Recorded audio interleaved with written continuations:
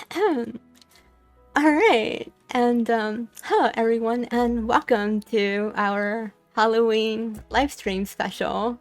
Thank you everyone who is here right now.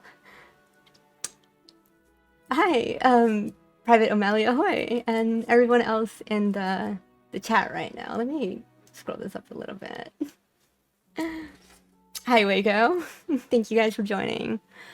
All right, wow, it's been a while since I've done this as usual. But, you know, with the Halloween event, and it's literally very close to Halloween, might as well do this. Um, so, unfortunately, all of my save files I've ever had went corrupt. So, I have to start over even again. Luckily, I already started the settlement a while, like before coming into this. Like I'm already prepared, but it sucks that I had to start over again, and I lost all of my files I've ever done, all my big settlements. That really sucks. Like they're all gone and they all look corrupt. But it happens. So so I guess here we go. Let's start. Newtown, hi. I'm not gonna say your username. I'm just gonna call you brother, okay? Hi and welcome. That's a great username. In oh wow. I okay, that seems like a bot. Never mind. um anyway, so let's get started here. I have a couple things I want to do. Of course, I have a to-do list. Um so some of the new features, well they're not new, but temporary features due to the Halloween event. One of the first ones is the crop pumpkin. Actually don't have it right now, but the pumpkin crop has double yields right now. It's so, and like at first it's kind of like, okay, big deal that the pumpkins are yielding a lot higher. It's actually very, very awesome that this to take advantage of this temporary thing for pumpkins, because so pumpkins are classified under vegetables, right? And the harvest period of vegetables are 80 days, as opposed to something like peas and soybeans, where the harvest period is 125. That means right now, temporarily, pumpkins are the fastest growing food and they yield as much as like peas and like soybeans. So it means a lot more yields and it requires a lot less labor and it's a lot faster to feed your settlement. If you start a new game during this period, your settlement will automatically start with pumpkins. But since I haven't been able to do that, I don't have them yet. But it's not a problem. I'm just gonna quickly order some pumpkins to trade.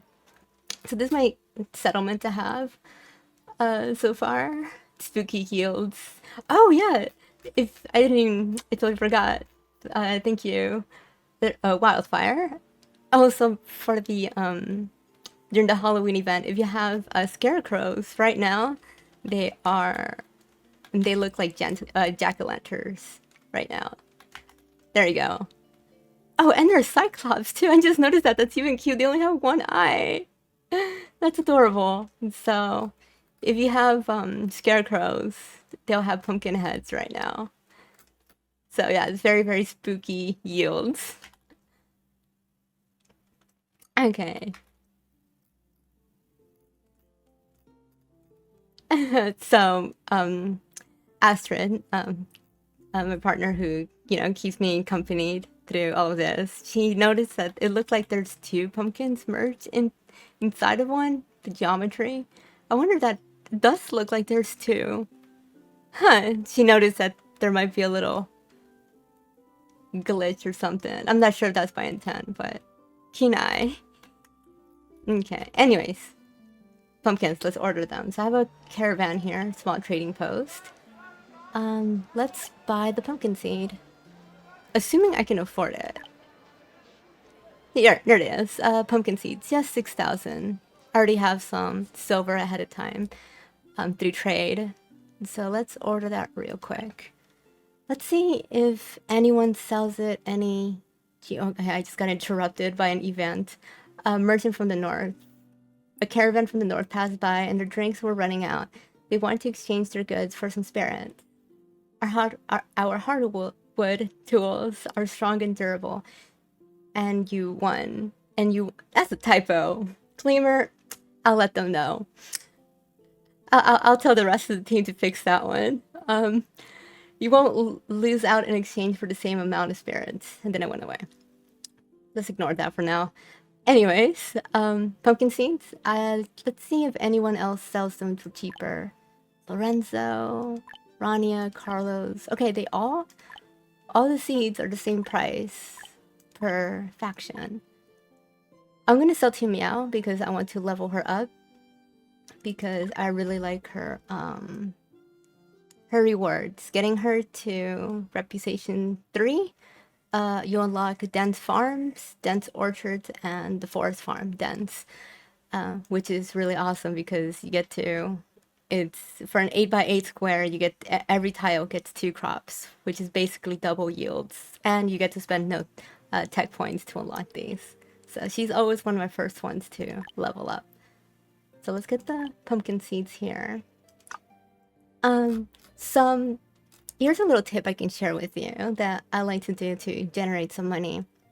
In the very beginning, one of my favorite items to sell is actually clothes, rough clothes, down jackets, and I also like to produce straw shoes and blankets. Not blankets, baskets. That'd be cool if we can produce blankets in this game for warmth or something. Accidental idea. But I like to produce straw shoes and baskets. They're very cheap to produce with the reed fields. You just need a couple reed fields and the knitting workshop. And it doesn't take a lot of laborers to produce this stuff steadily. And all the excess that I produce, I like to sell that. So let's go ahead and do that. Clothing. Do about... I have a population of about like 200. So I'm gonna let them keep about 200 of shoes and baskets. So I have 800, so minus 200, it's 600 shoes and baskets. I think I can get away with like 150. And then down jackets, same thing. I'll sell about 250. And there you go. Doesn't get you a lot, but over time you just rinse and repeat this. This is a nice way to make some money in the very, very beginning before you have things like jewelry or statues that you can sell off. So, alright. Always get the insurance that you get from tech points. And I like to send out just 6 caravan members. The risk of death of 3%. With my luck, they almost never die, so hopefully that doesn't happen here because we really need those seeds. So let's farm this.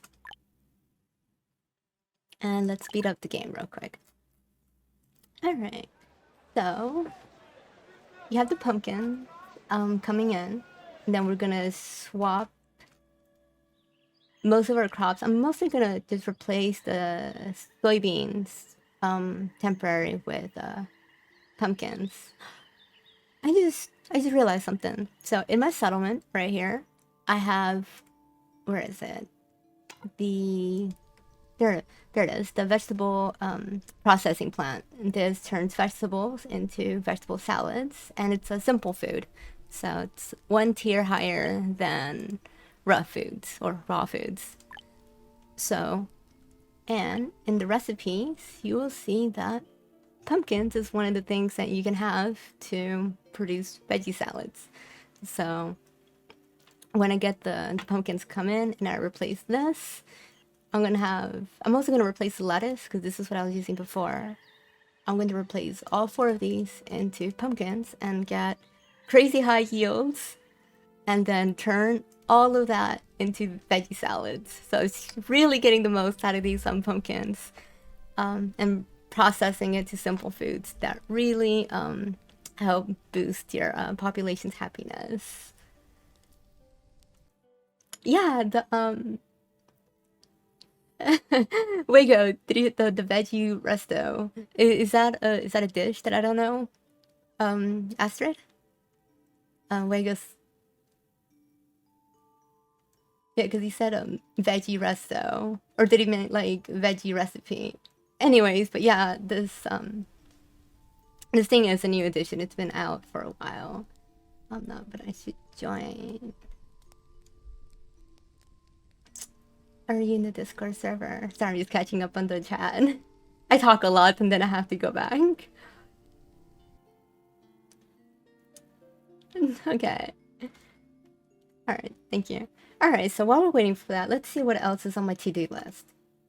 Oh yeah, another thing for this season is on the advanced tailor. I'm not sure if it's advanced tailor or regular tailor. One of the recipes that you can do is pumpkin heads, and your settlers will be walking around with a pumpkin on their head. And just for the fun of it, we're gonna be doing that with our settlers, because why not?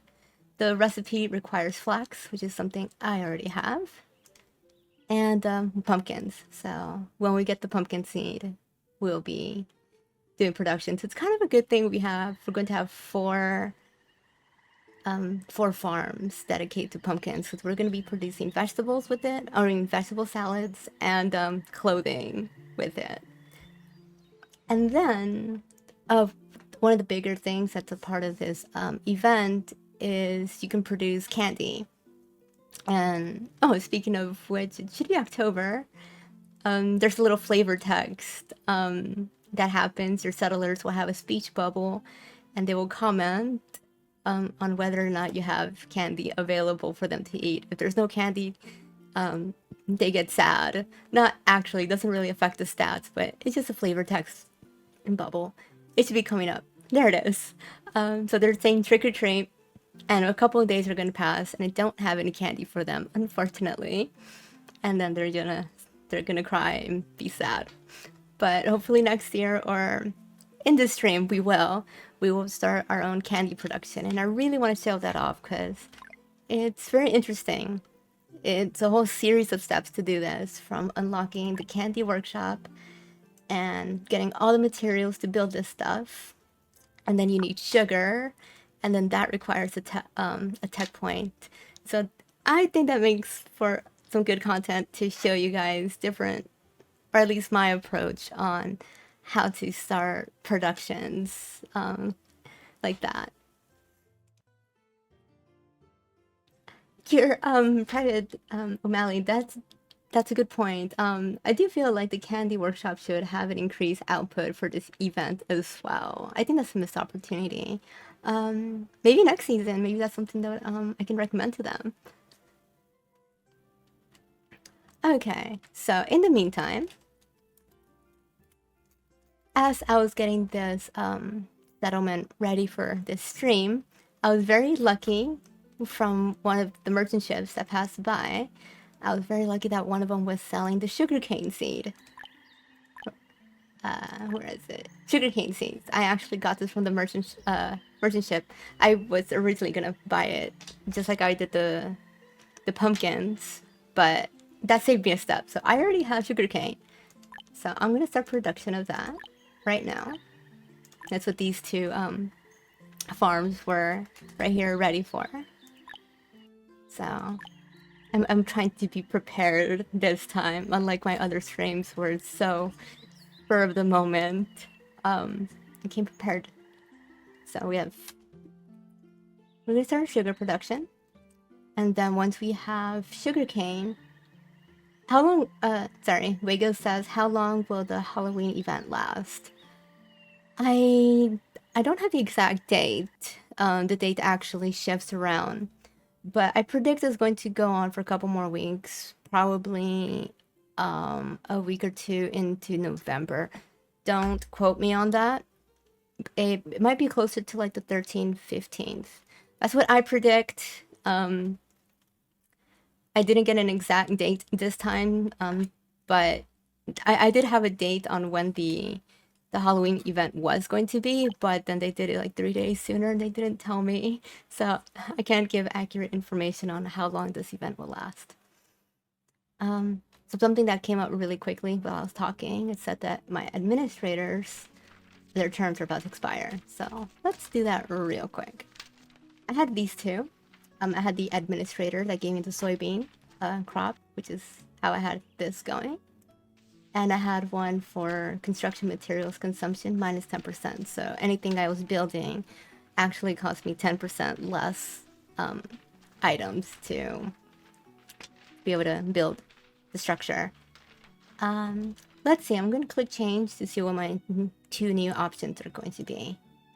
Let's see. Accidental death rate of citizens is 50%. Accidental death, I believe it's when you have those events where it says that a settler literally slipped on a banana peel and died, or got spat by an alpaca and died. I think those have half percent will happen less frequently by like 50%. That's what I believe it does. Again, don't quote me on that.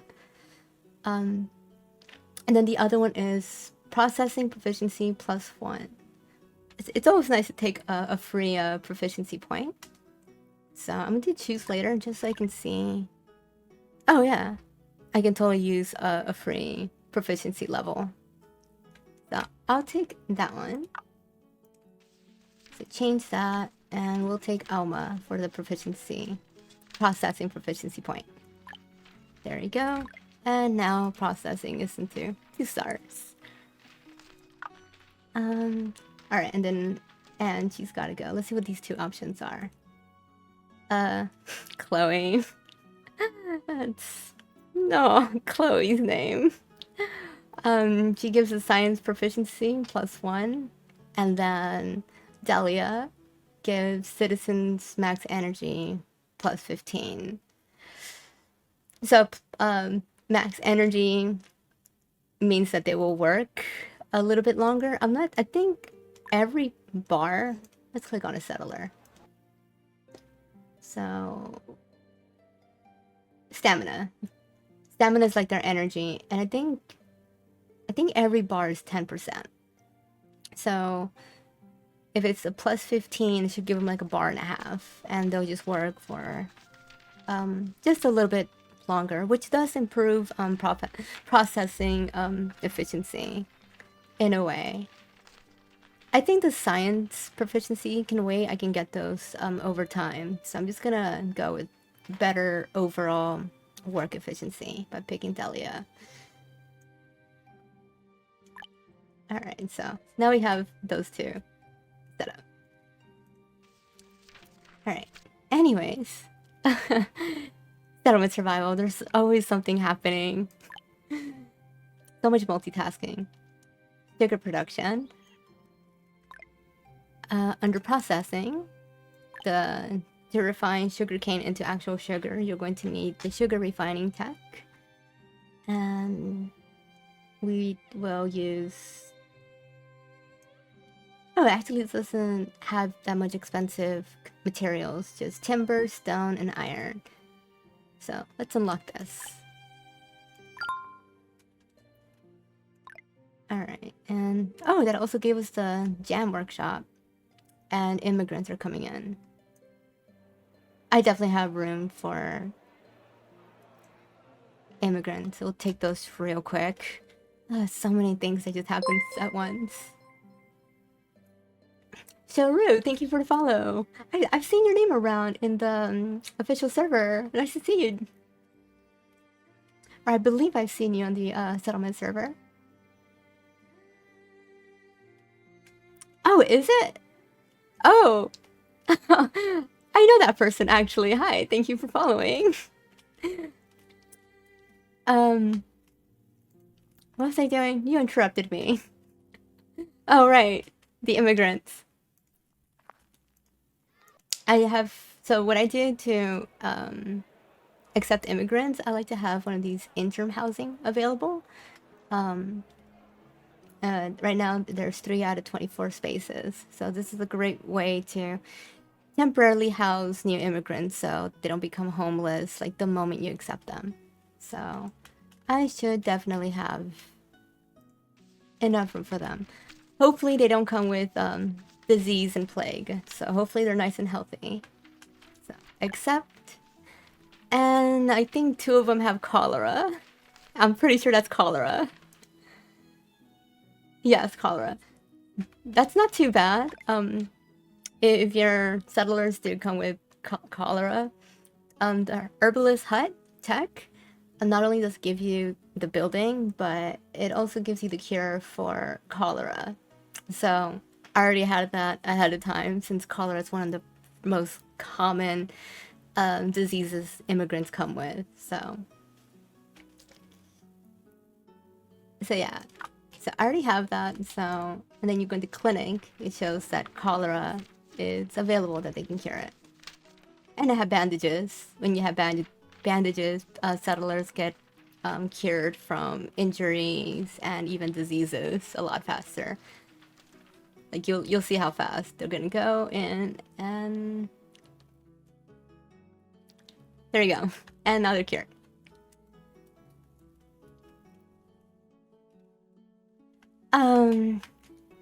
Wago asks, how's the happiness meter? Happiness and health meter.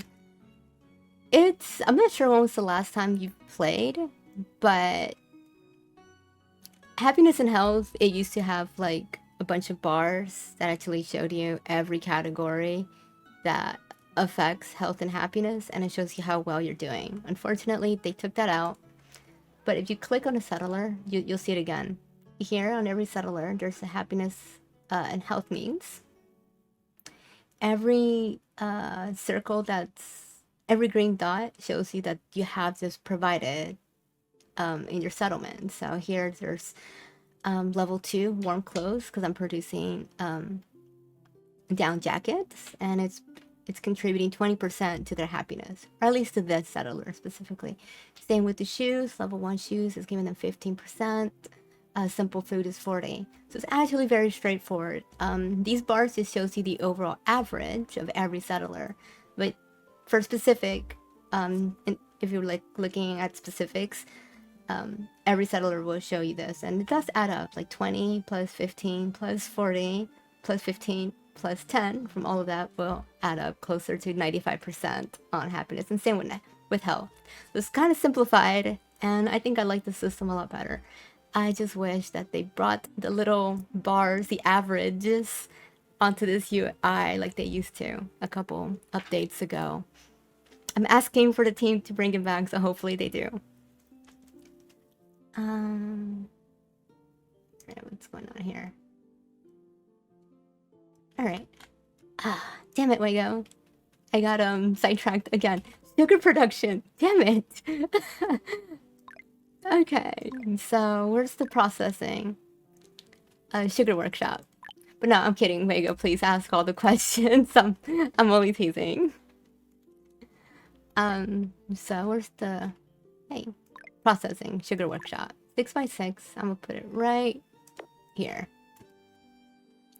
And it only needs timber, stone, and iron, so I'm not gonna need to order any specific construction materials. And I'm almost out of iron. There should be a few more iron deposits left on the map. If you haven't noticed, I actually don't have a mine or a quarry anywhere on my settlement, and it's like year 45. The way I manage to get by is mostly with trade. I use the caravan to order all the construction materials I need, like stone, cut stone, bricks, or sometimes if the merchant ship arrives, sometimes they're selling things like stone and iron, and that's how I actually get those materials without building a permanent structure like the mines and quarries, because I never know where to put them, and since you can't remove them, I don't add them to begin with. So for the most part, I live off the land in trade when it comes to stone and iron, so I have a couple. This should last me a couple more years. Oh, there's some gold down here. Huh. Probably collect that later. Alright, so sugar is being produced times 10. And how is... Oh, I think we got the, I think we got the, yeah, the caravan return. We got the, pumpkins. So, where is it? Vegetables. Pumpkins, there it is. So, as you can see on the UI for the pumpkins, output is 21 per grid, where everything else is 10. So right now, pumpkins are OP. They only take 80 days to for them to grow, and it's just double output. And oh, okay. So the peas is at 21, which is the same as the pumpkins. The soybeans is still produces just a little bit more with 25, but you can't beat the harvest period of being significantly less, which means you don't need that many workers. Like, as you can see here, I have 3 workers for my soybeans, where other things are 2, because it takes a long time for these things to grow and you need more workers. So let's just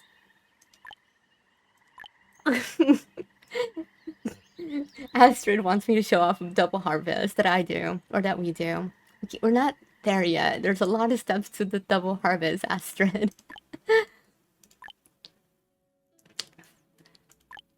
Alright, so I have switched these to vegetables, pumpkin seeds, and then I'll do that with lettuce as well.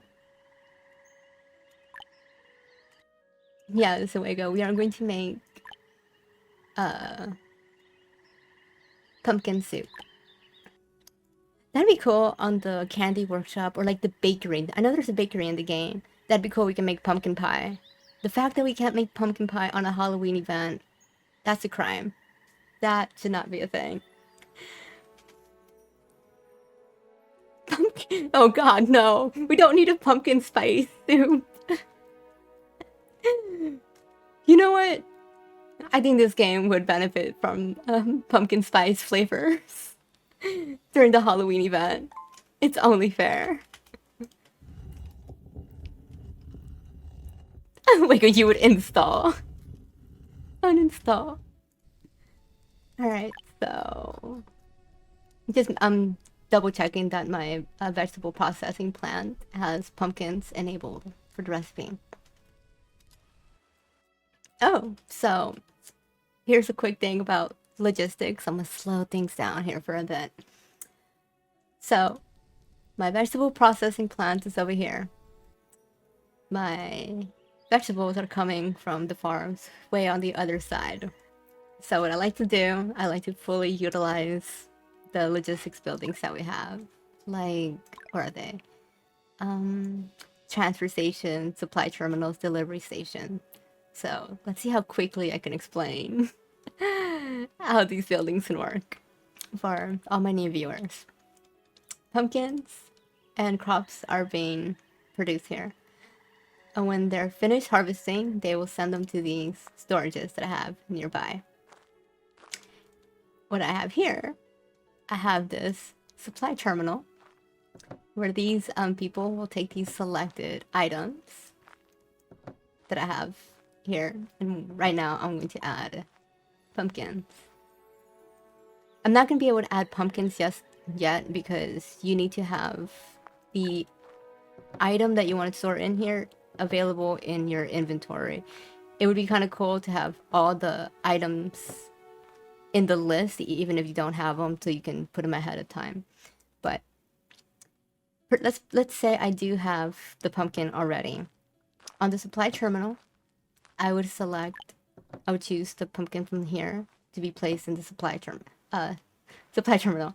So, and then my workers would go to this storage yard here and bring them to this building, the supply terminal. So their job is to retrieve these items and bring them here for settlers to use. And that's the next part. After that, I have the delivery station, which has more workers. And in this building, these workers have 2 jobs. They have to, very similar to the supply terminal, they have to find these items and then bring them back here.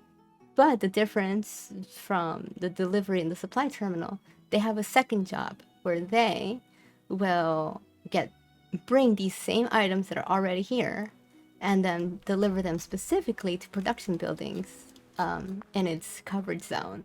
So to use the vegetable processing plant as an example, it will, assuming I had the pumpkins here, they would bring pumpkins into here, and then they would get the pumpkins and then bring them into the processing plant. That way these workers, all they can do is focus on just producing the vegetables, and they don't have to go gather the resources themselves. In fact, we can take a look at some of these workers right now. As you saw, this person got the leather from the supply terminal, and now they brought it inside the building. And now they're going to get another item. That same supply terminal. Oh, they're restocking the delivery station with leather. Let's see if we can get them to... Oh, now she's taking a break. Oh, carrying items? Alright. Now she's got turkey, and she's going to bring them to the butcher shop. And now the butcher shop has turkey, so these workers don't have to get the materials themselves. And that's how you make a lot of your workplaces so much more efficient. So these people at the supply terminal, they bring selected items from this side, bring them closer, and then these people, they'll just take the items from either the supply terminal or other nearby storages, bring them back here, and then deliver them to the production buildings. So it's like a chain of events here. If it seems complicated at first, it's okay. It took me a long time to understand it. Brother says, I always wish the supply terminals had more employees. Yes, supply terminals, I 100% agree that 2 people is not enough. Like, it's such a big building. It's a 6x6 building, and it only has 2 people working it. And there is no upgrade, unfortunately. No, Astrid, you cannot. The only upgrade you have is to expand the inventory capacity, not how many workers, which is tragic.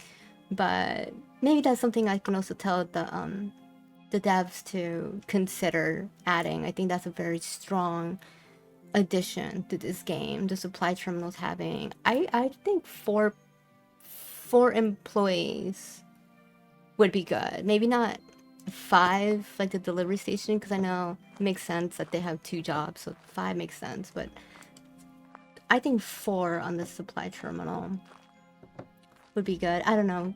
What do you guys think? How many workers should be on the supply terminal?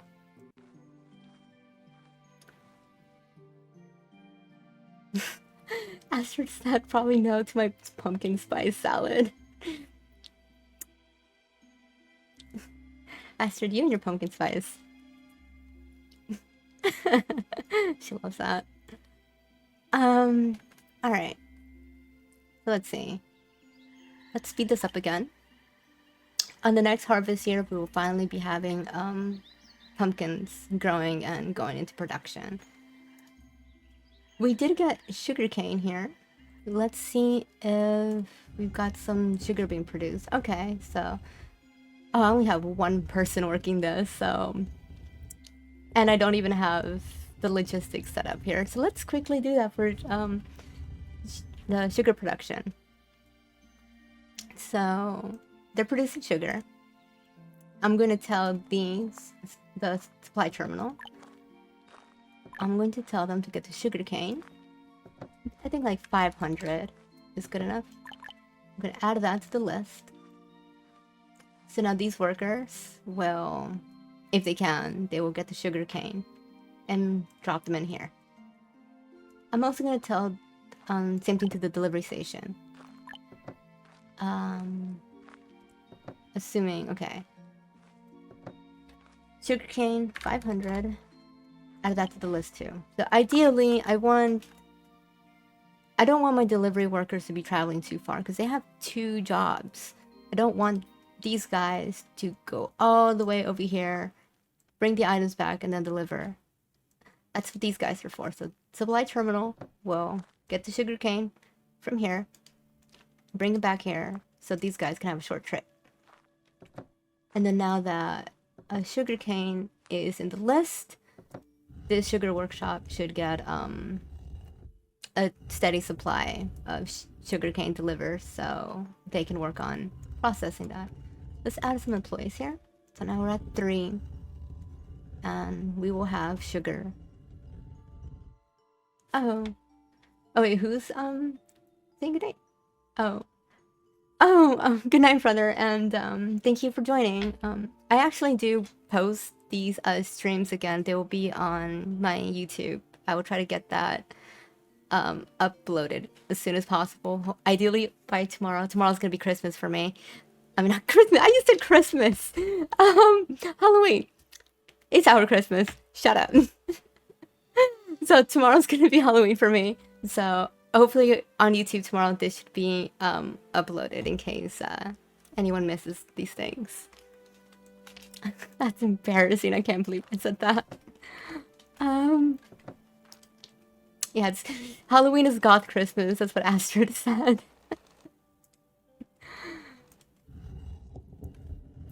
Is there gonna be a Christmas stream as well? There might be. I might have a goth Santa hat or something like that. Okay, so we have sugar being produced. That's a good thing. That's one vital step. Oh, traveling merchant. Let's click on that. So this is how the traveling merchant works now. If you haven't seen what it looks like now, Wago, I know it's been a long time.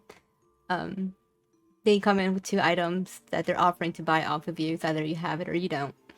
Right now, they are willing to 93 silver for 80 fish. That's like hardly anything. I need my meat shop because the other option is meat shop. They want 590 and I only have 770 on reserves, and I kind of need my meat shops is being produced into salted meats. So I kind of need that. I just give away some fish for a measly 93 silver because why not?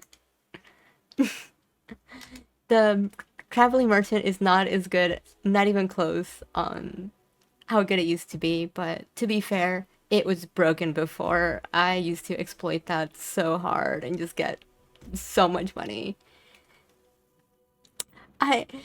Agent bitch, I am not ignoring you. You see, I have like so many things popping up. Now another leader, Carlos from a different faction, wants my attention. It's hard to keep track of the comments and everything. Hi, Agent Bitch. Thank you for joining. Astrid, you have to tell me when people say hi. I'm gonna ignore this guy for now, because I was talking about sugar production.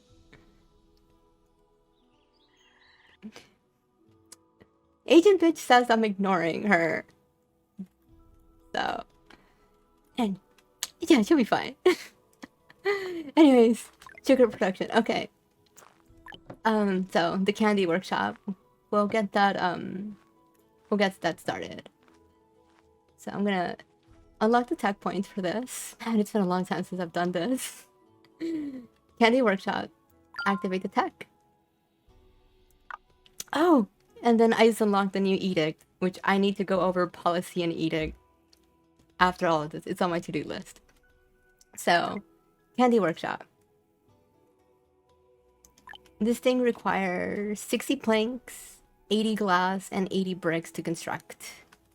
I should have the materials ready, which I already purchased on my own, because I don't like producing my own construction things. I don't like spending all the tax to manufacture my own glass or bricks. Like, why produce it yourself when you can just buy it? So... hopefully, I have the materials. I have the immigration application. Oh, all right, wait, go. I promise I will get to that real quick. Candy workshop. So we have enough planks. We have enough glass. I'm going to need bricks. So real quick, I'm just gonna place the order for bricks. It said I needed 80, so 80. I'm just gonna close this for now. I'm not going to order it because I have Wagos.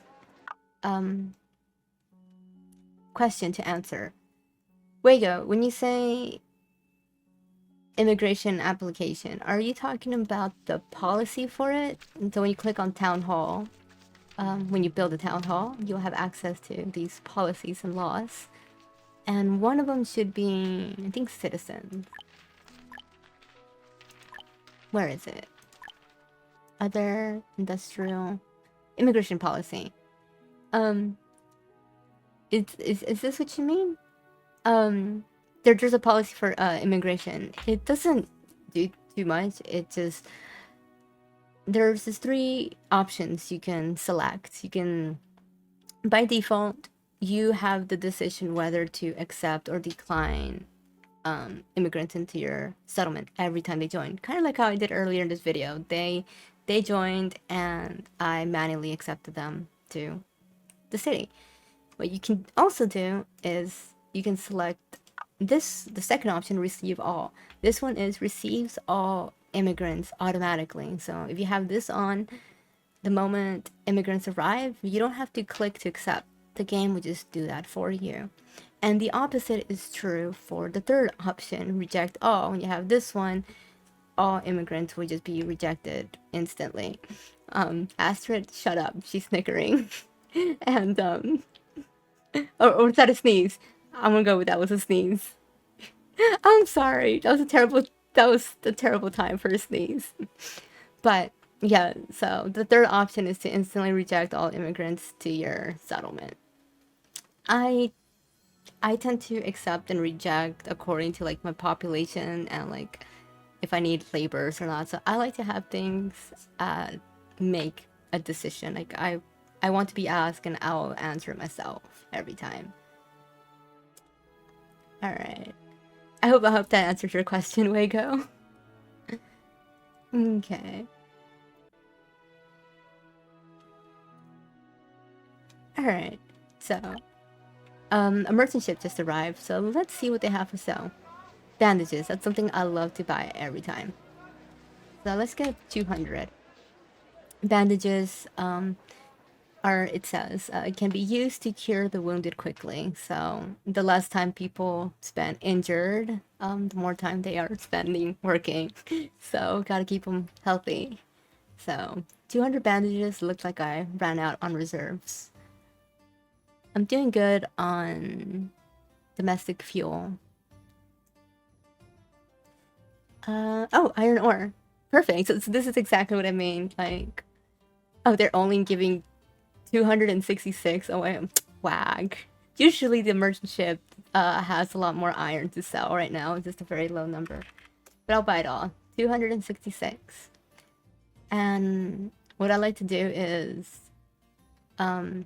excess goods, like dried poop and fat. Like, I have no use for that in my settlement right now. So I just put that to the dock and use that to trade. So it can save me a couple silver. Be like 500. So those two combined is worth about 1800 silver. And then I like to do makeup difference. And so this is only going to cost me just under 2000 silver to buy all of this iron ore and bandages that I need for my settlement. So it transaction, and now we have restocked on bandages and iron for the settlement. And that's how I keep my place loaded with resources without mines and quarries. Eventually I do build them as my settlement gets a lot bigger, but not at the moment. Don't need that just yet. I see an animal plague coming up in the timeline, so I need to be wary of that. So, Candy Workshop needs their brick. Who is selling bricks the cheapest? So, as you can see, bricks are still there, cost 835. And I like to click on each of the factions. Ooh, Lorenzo for 720.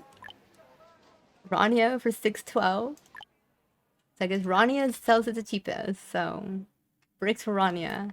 Ugh. Even though the savings is so little. You know what? I'm actually gonna get a couple more. Exactly. So I am going to order a little more. I'm gonna do like 300. That's almost the total weight capacity. Just might as well. Um, Instead of ordering exactly 80, because I'm probably gonna need more bricks after this anyways. So 300 brick by point brick, yes. Um, Anything I can sell. Let's see. My jackets and straw shoes and baskets haven't really recovered since the last trade, so I'm gonna leave that alone. I'm not gonna sell anything, but it would be nice to get production up so I can make more money. But I'll leave that alone. And same thing, buy insurance, 6 people, and I will send them off. And they will be back with the bricks, and then we will have the candy workshop complete, and then we will be that much closer to producing candy for Halloween. And this year, on March, is finally when we're gonna have pumpkins. Oh, almost forgot. No. I was gonna say, like, let's change this production from down jackets to pumpkin heads, but I'll give the settlement like a year to actually have pumpkins available before I change the recipe, because I don't want to stop clothing production just yet.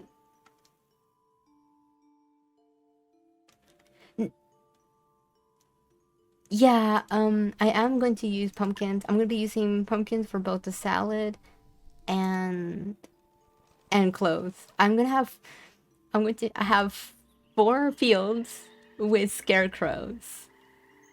I think I'm going to have enough. I think the yields are going to be enough to support the clothing and the salads.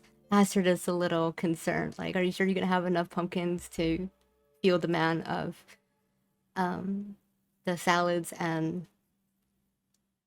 the helmet? I guess we can call it that. We'll see. Honestly, I don't know.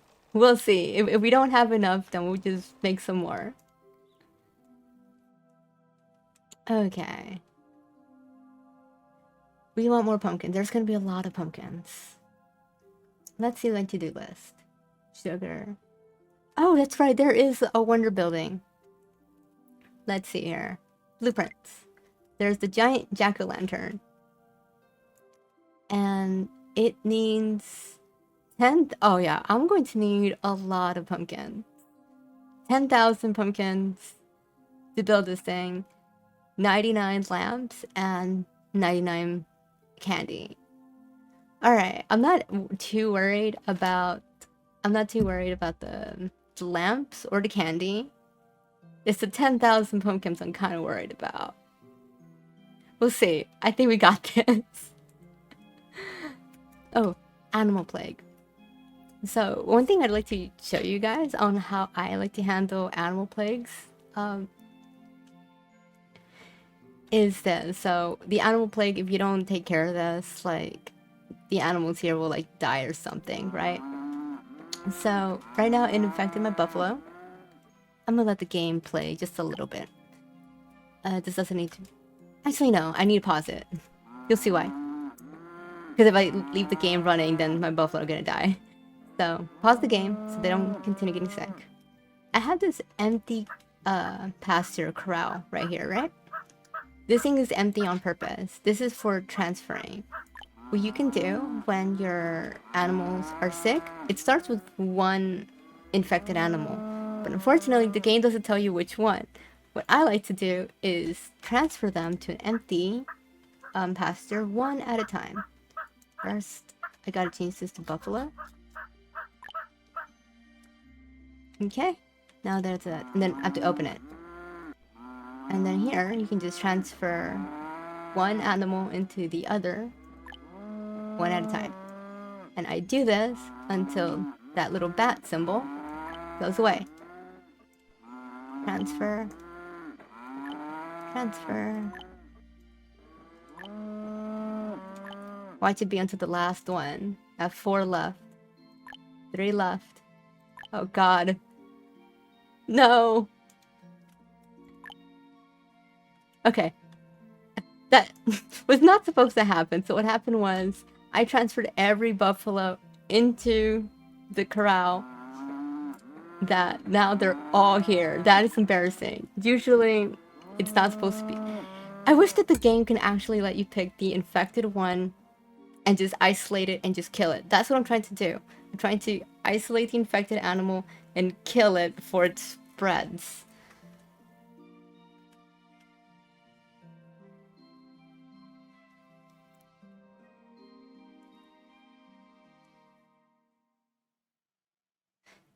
That is true. You are right. Alright, so Azure said, if that happens again, which most likely it will, if the last one stays in this pen, just keep it here and then just kill it. You're right, I should have done that. Okay, so let's do this again. Let's transfer this back. So right here it shows that there's 11 buffaloes. And if I click this, it shows you on which pasture it's going to go to. So it's going to go back to this one. So transfer one at a time. It's probably going to do the same thing. 8, 6. Now there's 5, 4, 3. And there's... how many is there? Current number, 1. So, yeah.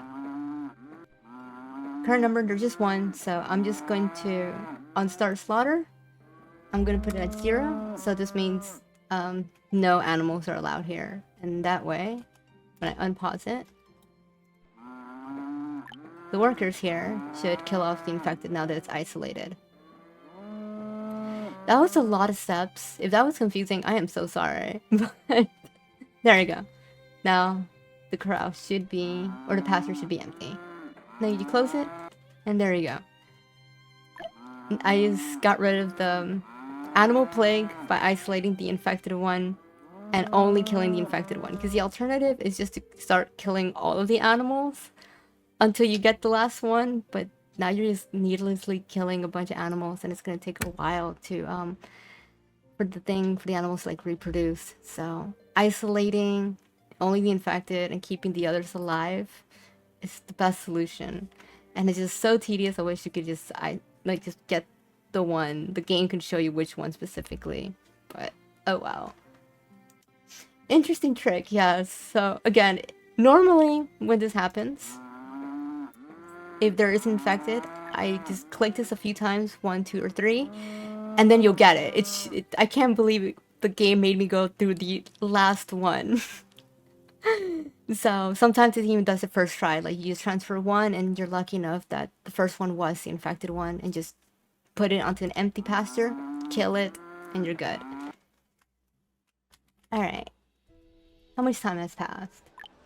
At least that was a nice way to burn the time, because the bricks are almost back to finish the candy workshop.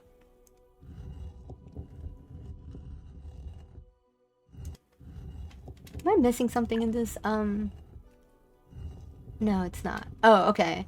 It just does not have enough sugarcane. I was kind of worried, like, cause this icon is showing that it doesn't have enough resources to produce sugar.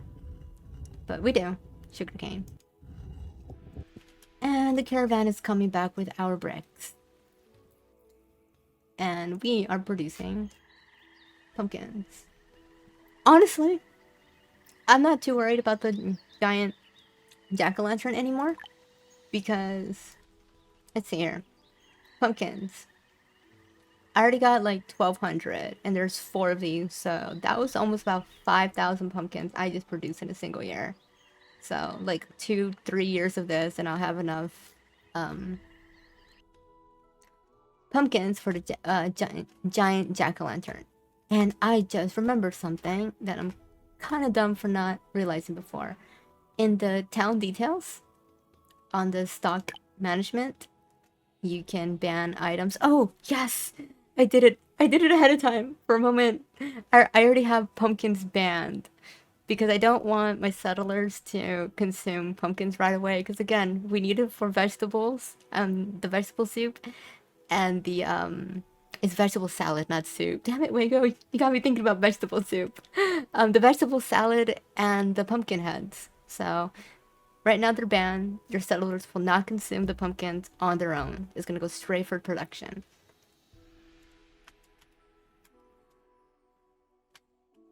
And there we go. The candy workshop is now continuing construction because now we have the bricks for it.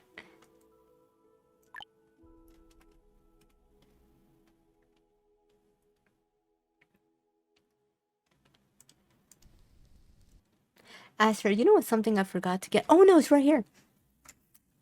Water.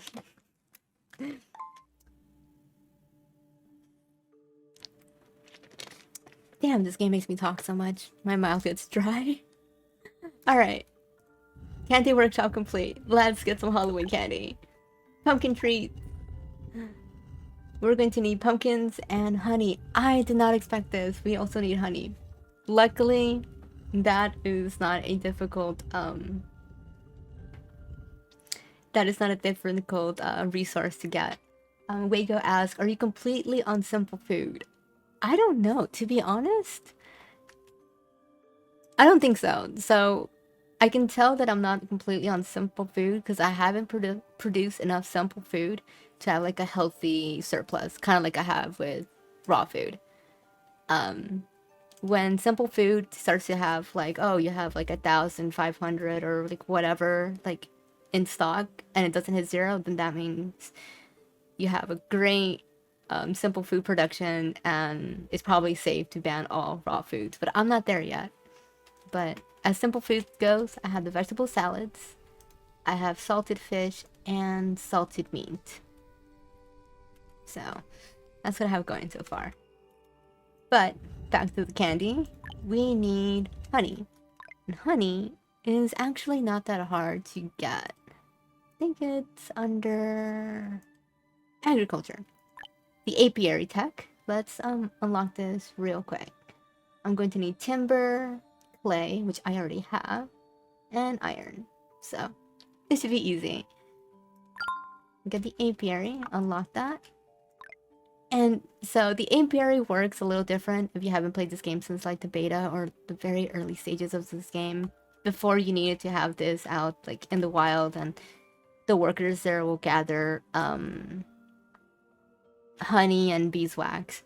Now it kind of works kind of like just a regular resource structure, like a well or salt production. Like they just generate it on their own over time. I don't really have a let's place it here. I don't really have a place to put an apiary. I just place the apiary here. Because it's close to the trees and it's gonna look a little believable, even though technically the apiary does not need nearby trees to produce anything. That's just flavor now. One thing I have about this specific storage yard, this one is a filtered one. Because this is my forest farm. This is how I get timber for my settlement. I have a forester's hut and I have a bunch of people working and I have them to plant only, and they create these very nice, lush, dense forests. And when I need timber, I just send my laborers to gather all of that. Like I just tell them to gather all of that, and then they cut it all down. But let's not do that right now. And I want this storage yard to only accept, you know, the things that they get, like herbs and timber. So right now I have to add... Is honey... Let me type that in. Honey, there you go. I'm gonna tell this storage yard to accept honey, because otherwise these workers, when they start producing honey, they're not gonna use this. But I want them to use it, because it's close by. Alright, so that's the apiary, which we're going to need for this. What else? What else do we need?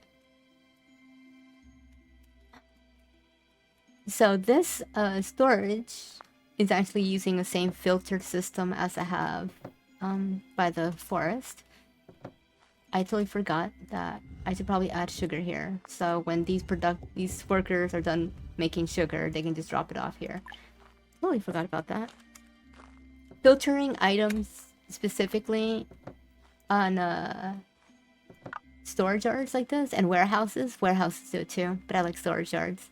They both have the ability to filter items, so they only accept those things. And that's a new thing, and I'm still not 100% used to it, so I forgot. So there's sugar. The veggie salad should be here.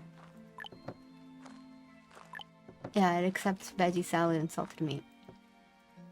And also might as well add the candy. I think it's called pumpkin treat. Yeah, pumpkin treat. So that should be under... There it is. Pumpkin treats. So now this storage yard will accept sugar production and pumpkin treats when you're done.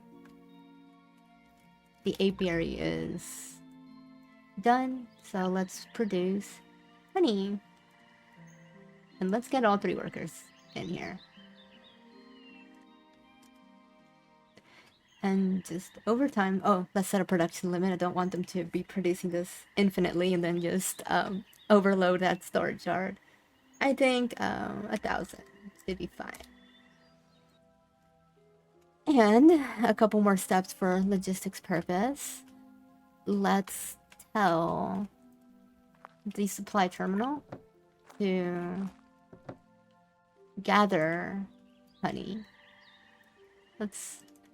I really hate that the supply terminal will not accept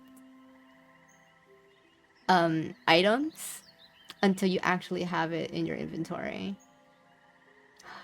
I was supposed to do that with another building. I think it was the pumpkins. Yeah, I never added pumpkins here. I forgot. Pumpkin. Let's do 500.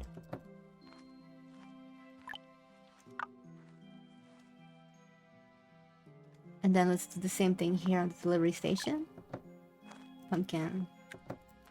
500. There it is, pumpkin, and they should be... See, as you can see here, the delivery station has sugarcane, like we told it to. And the workers will be getting sugarcane from here and dropping it into the sugar workshop.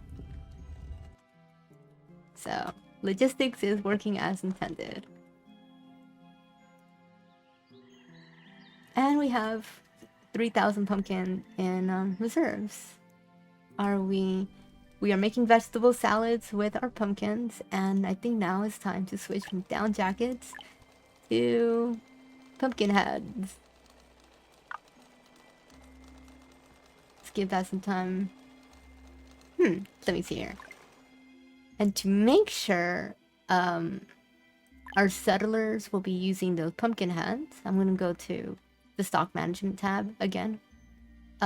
Exactly where we used to ban items. I'm gonna go to clothing. And instead of... I'm not gonna ban down jackets. What I'm going to do is on the use priority, I'm gonna put pumpkin heads as priority 1. Because actually down jackets have better stats than the pumpkin head. It kind of makes sense, you know, like it's a full jacket, it's gonna provide more warmth than just a silly pumpkin. But it's the event, we can totally mess around with the stats. It's not a big deal that they're not getting the better quality. So on usage priority, the pumpkin head will be 1 and jackets will be 2. So they will get the pumpkin heads. So we used those before down jackets. So, and in time, I'll take a look around in settlements and see if any settlers are walking around with Pumpkinhead. Alright. Blueprint. I think the next thing, the giant jack-o'-lantern. Well, that's a big ass jack-o'-lantern. And what this thing does is It reads, an enormous jack-o'-lantern. A festival can be held once every 5 years to gather all citizens and reduce their stress. And giving pumpkin treats. I think it's you give the jack-o'-lantern pumpkin treats and you'll set off the event. I have... Where's the nice central... You know, I have room right here. Oh, no, no, I don't.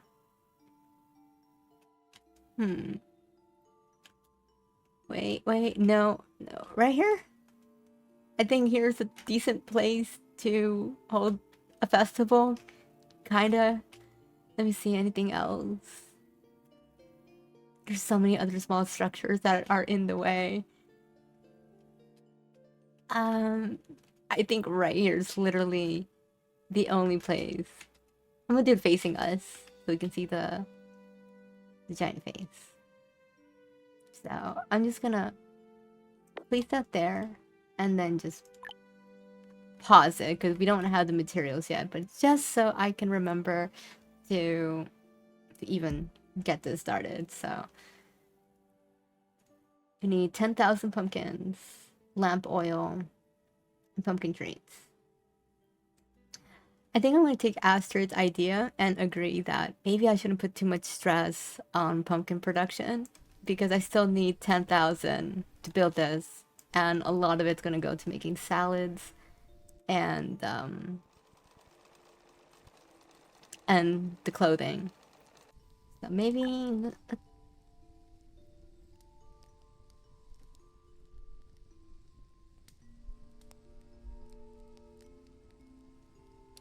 Okay, so Astrid recommended me to just really up my pumpkin production right now so I can just get 10,000 pumpkins, use that to build the structure, and then slow it down like to what I have now, and then just focus on the vegetable plant and the pumpkin heads. I agree with that, so I will do that. I'm going to remove the pumpkins from the veggie salad. Actually, I'm going to temporarily close the vegetable salad because I don't have another vegetable to produce to make that. So we'll pause that for now. Switch back to down jacket. And then focus all of our pumpkins to building this. And let's see. It's the beginning of March. Did I do this before they started? Maybe I can even... Let me see. Oh no!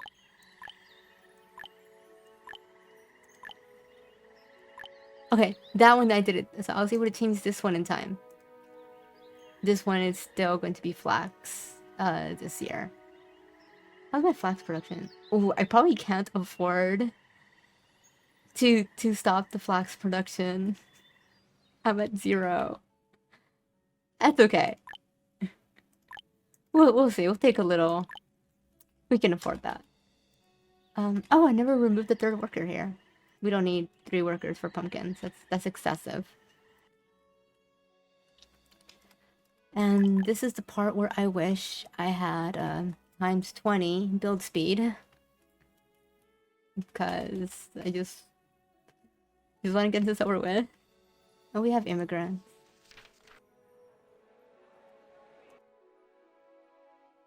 Yeah, so let's unpause this and then it's gonna get the pumpkins. Thanks, Astrid.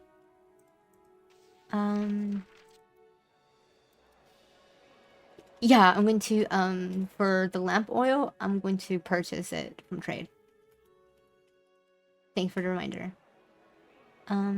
Immigrants. I will accept them, just cause. I'm gonna accept them and then, I could put extra people on the fields. But the immigrants are going to be in the interim housing, which is kind of far away. I'm just gonna accept them just to fill up the interim housing, and if some of them go homeless, like, that's cool too. It'll be temporary. Ah, someone came in with measles. I don't have the tech for that one yet.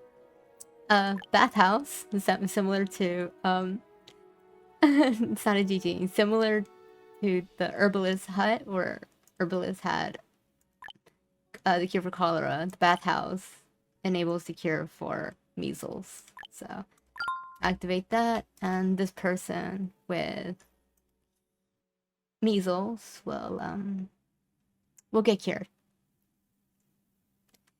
The regular clinic can only handle cholera or measles. You need the hospital, as it says here. Tuberculosis and pandemic flu can only be treated at the hospital and with the required tech. So I don't think in the beginning settlers come in with those just yet. It's when your population gets higher that the diseases that they come with are worse.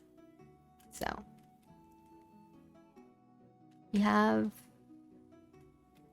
Whoa! I was able to fit everybody in the houses. There's no homeless people, so awesome that I was able to get the immigrants and they all had a place to stay. So let's see how our honey production is doing. All right. Ooh, honey is a food. I probably should ban that. Oof. Raw food.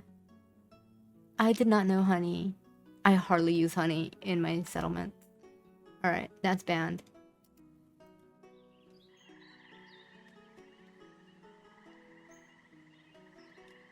Let me double check. Yeah, it's banned. Don't want my settlers to be eating that just yet, because we need that for candy treats.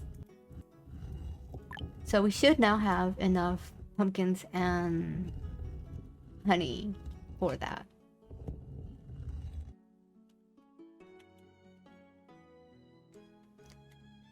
And there, look at our little pumpkin patch that we have going. Beautiful. That's yeah, those are some big pumpkins. I already like pumpkins. Pumpkins are being grown with scarecrows with pumpkin hats. Alright, yes, you're right. I can definitely afford these.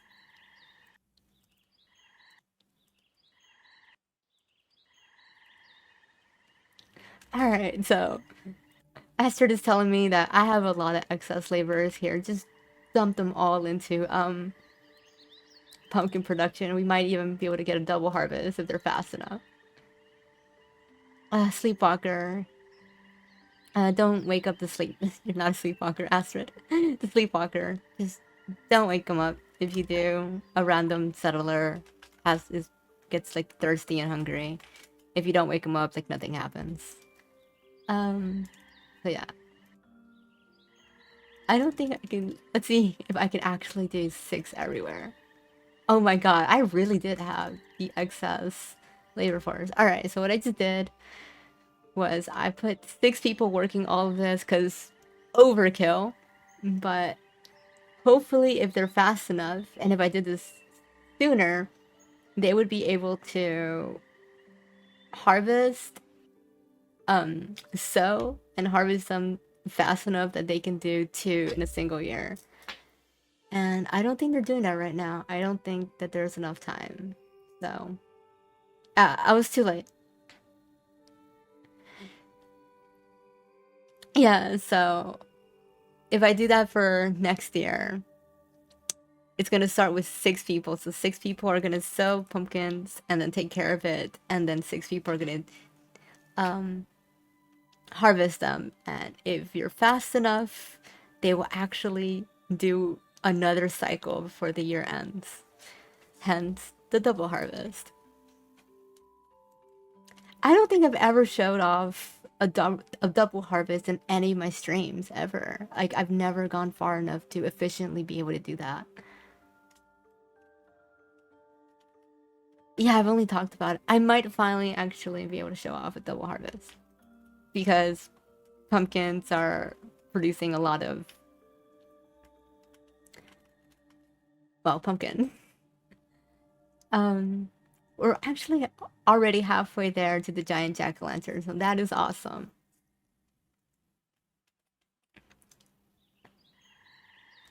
Oh yeah, oil. Thanks, Aster. Thanks for reminding me about the oil. Yeah, the caravan. All right, so where's I'm just gonna type it in. Oil. Lamp oil. All right. It said it needed 99, so 100. I'm just gonna order 100. It only costs 400 silver. That is actually stupidly cheap. I can buy the candy, but I want to produce the candy. Yeah, I want to produce the candy. I think the candy's actually pretty expensive. How much is the pumpkin treat candy?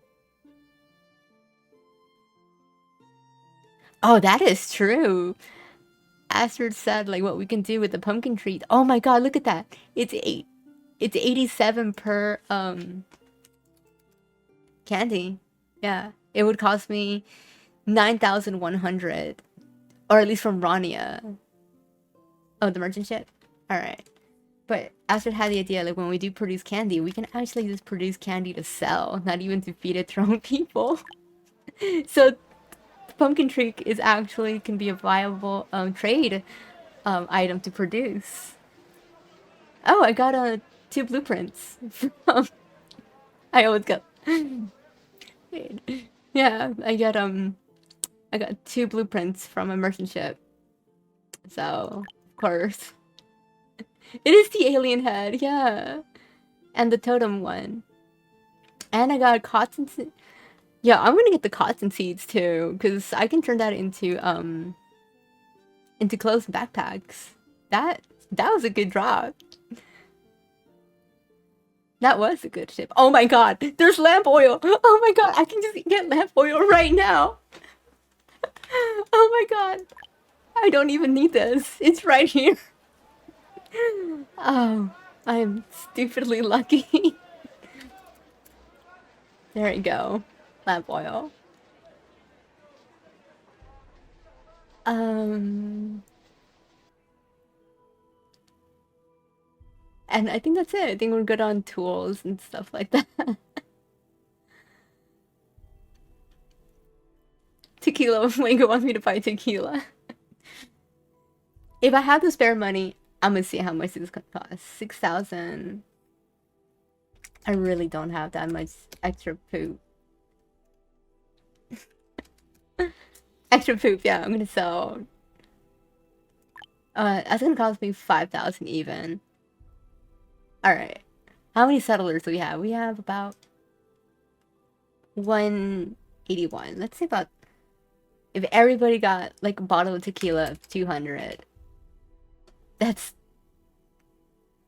Makeup difference? That's gonna cost me 9,000. Not for a joke. I'm sorry, Wago. Like, if this was, like... If I had a lot more money to just burn, I would totally be getting tequila for everybody, but... I need that cash. So 5,000 for what are we buying again? Got the lamp oil, 100 of that. The totem blueprint, the alien head blueprint, and the cotton seeds. So there you go. That was a really good ship. And it wasn't even the fancy ship. It was... Yeah, and there's a couple bugs. Simple dishes. The hunger of simple foods.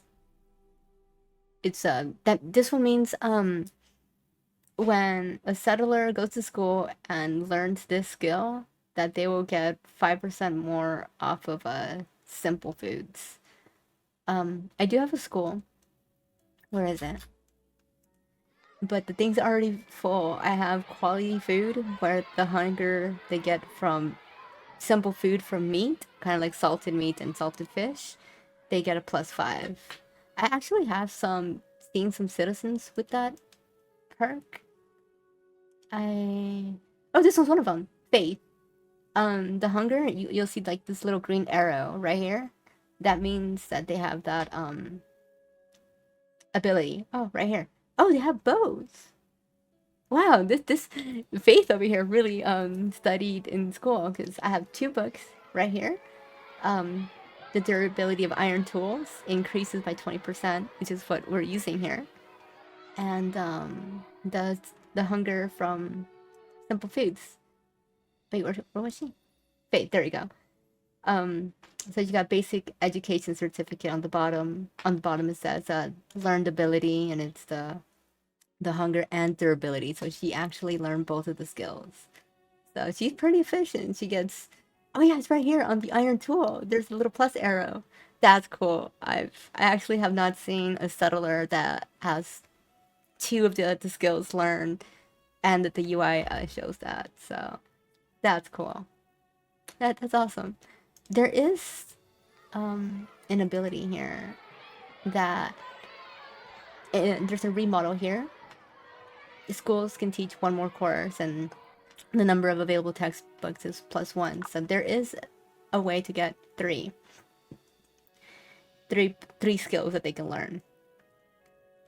And that is what, these books here do. But wow, this one, organized bag, inventory +30. That's also a good one. You know what? For 300 silver, screw it. I'll just buy that one with proper rest. Maximum health +5. I can see why that's just 20 silver. I'll just leave that one, but I can probably use that at a later point in my playthrough. Just maybe build another school and get the inventory +30. Anyways, let's buy all the stuff. Yeah, it's... Astrid asked if you need a book for every school. And actually, yes, you did. The book is a consumable item. Like, if you have multiple schools, every school needs to have that textbook. So, yeah, just so you guys know. Alright, finally, let's buy everything here from the merchant ship. There you go. Buy. So we have the lamp oil, we have totem blueprint, and the decorative alien head. I actually built this alien head on one of my first live streams. I will probably build the totem in this one, because why not? It requires a tear from an idle chicken, and I actually already have 9 that I gathered earlier from wild idle chickens. I couldn't capture the animal, but at least I got their tears by killing them. So it's just gonna cost me 1 tear to build the totem, which grants a health bonus to all citizens, like right here. So we'll do that. So we got the lamp oil. So this should have it. There it is. Lamp oil 100. And I like how 2 candy treats are already into the giant jack-o'-lantern. So it looks like we are already producing candy. They're taking their sweet time. Oh my god, they are really taking their sweet time. I did not expect this. So the recipe here is 5 pumpkin, 3 honey, for literally 1 treat. Wow, I think I'm going to have to buy the rest. And it takes 15 days. That is one of the longest times to produce. Yeah, this is exactly why pumpkin treats are so expensive. It takes a long time to produce. It takes a lot of materials just to get 1 candy out of it. Okay. Yeah, that's, let's see. Food. I can see why that's a fancy food, yeah. Pumpkin treats are already banned. I already banned all fancy food. I had to double check, because I'm really like, okay, yeah, my settlers are not gonna eat this right now. And they're so sad right now. Look at that. No candies, boo-hoo. Like, yo, this stuff is expensive. You're not gonna get that just yet.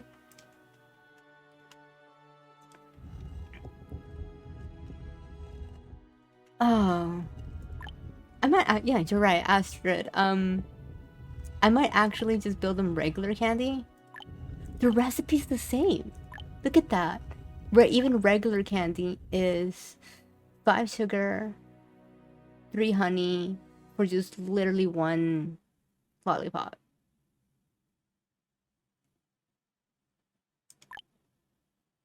Yeah, yeah, there is an efficiency percent remodel. Astrid asked if the candy workshop has the proficiency, this one right here, economy, where it costs less materials to produce the item. And normally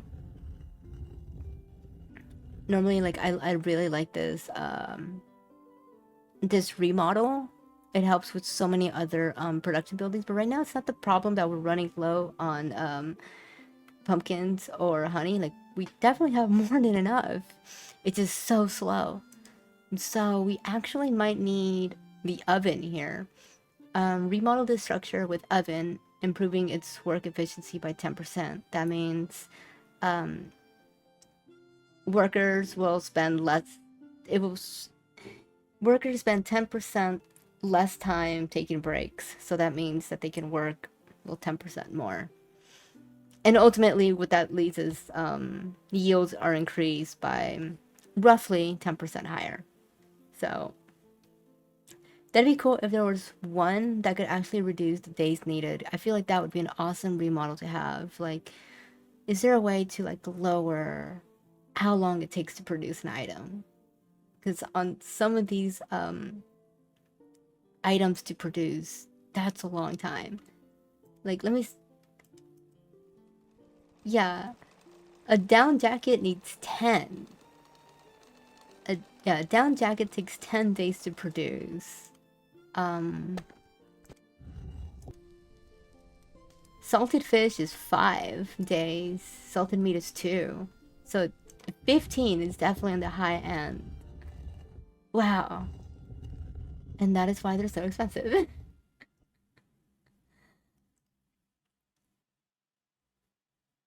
It is. You're right. They are made of cheap ingredients. So it is a very cheap way to make a very profitable item.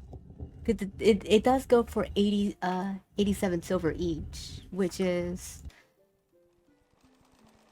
that's almost 4 times more valuable than a down jacket. So one candy tree is almost 4 times more valuable than a jacket. That's wild. Yeah. This really is a good way to sell, to improve your trade and get some money for your settlement during this Halloween event. Because other than that, the pumpkin treat is not available on the as a recipe. It's just gonna be chocolate, candy, and fruit candy. Which actually, look at that. It shows the value.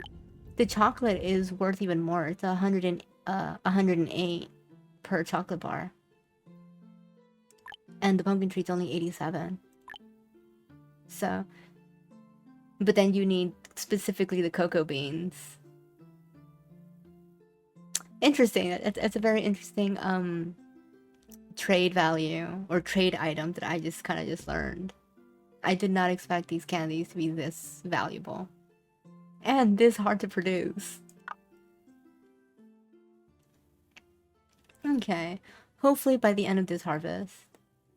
Oh, we haven't even checked if we've done the double harvest. I don't think it's gonna be enough time.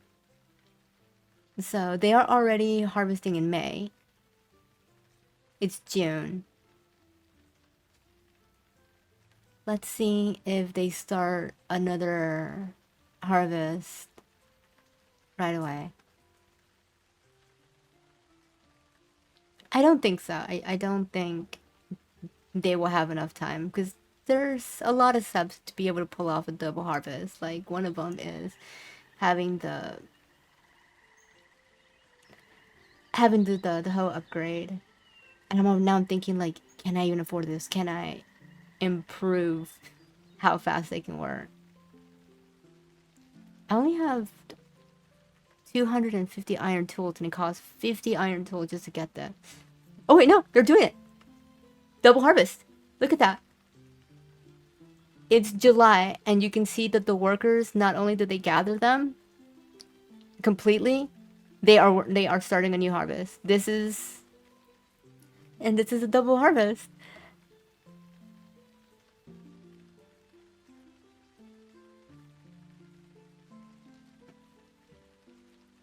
Yeah, so this is not a full double harvest. As you can see, like, the workers did not even plant completely on the 8x8. They only did like half, because they know that only half of these will be able to grow fully.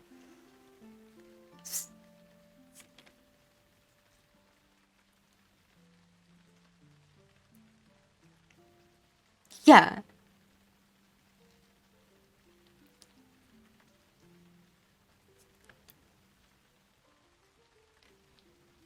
Yeah, exactly. So yeah, like they don't have enough time to do more, because it will go over, like, it's gonna get cold, and then the winter's just gonna kill the crops. So they were not able to do full, but these will grow in time before the season ends. But even though it is a partial one, I could further improve this by doing the work efficiency upgrade to make them work faster. On top of that, if their happiness is high enough, their work efficiency improves. Like if they have like over 100, like even 125, 150, because it says work efficiency is plus 10 for every 25% happiness over 100. So it's like 150, 175 happiness, they will work even faster, which is kind of the steps you need to do a full double harvest.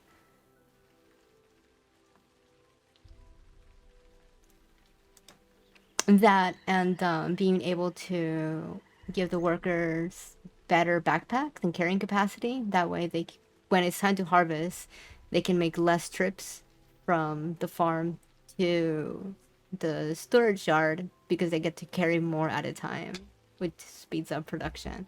There's a lot of steps it takes to be able to pull off a full double harvest, and I don't even, are they going to be able to get, they're able to gather just a couple, but they were not able to gather all of them. But I did technically just get over one. Oh, there it is. Last year they only got 1,200. This year is 1,500. So my output was increased by about 300. Oh wow, this one was almost 400. 1,600 pumpkins as opposed to 1,200 from the previous year. So yeah, this is the power of a double harvest. And this was a partial double harvest. If they did the whole thing, it would have been closer to about like 24. Like it would have been 1,200 twice. So, oh, this one kind of struggled there. It only pulled 1,400. But as you can see, I'm glad I'm capturing this. This is a nice compare between a single harvest season and a partial double. And there we go. Now we have enough for the giant jack-o'-lantern. We pulled off 10,000 pumpkins with that. Thank you, Astrid, for telling me to just pump the labor force in there to get a double harvest. That really sped up production for the giant jack-o'-lantern. And with that being the case, let's reopen the vegetable processing plant so they can use the pumpkins and make vegetables again. Vegetable salads. And let's do the pumpkin heads once more. Let's turn this back into flax and get back some of those workers. I'm going to keep the 6 employees here for these pumpkins, just so we can continue doing double harvest, even if it's partial. Oh, what is this? A drought is coming up on the timeline. No big deal.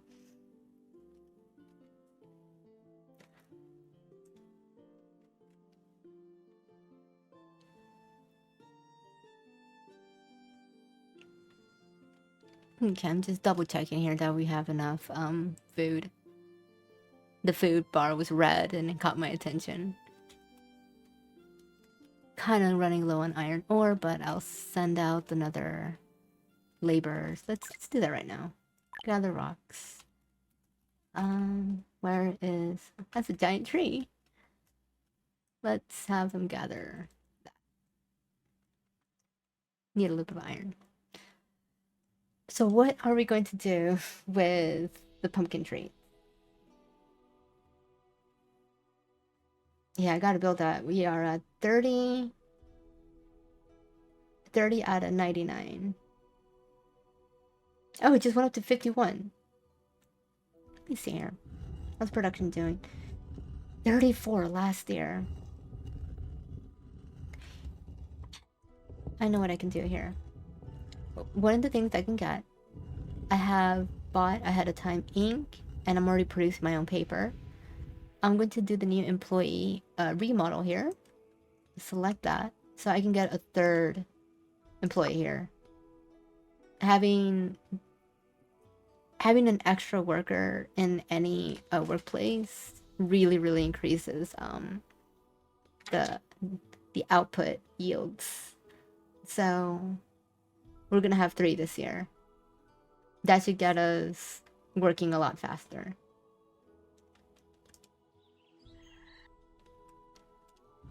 Because, wow, only 34 pumpkin trees. Can you imagine how much work and labor force you would have to like put in to be able to feed your entire population off of pumpkin trees?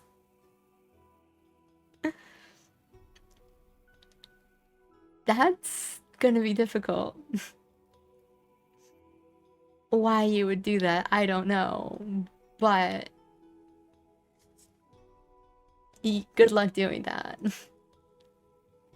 You're going to need to pump everything in this game has to offer.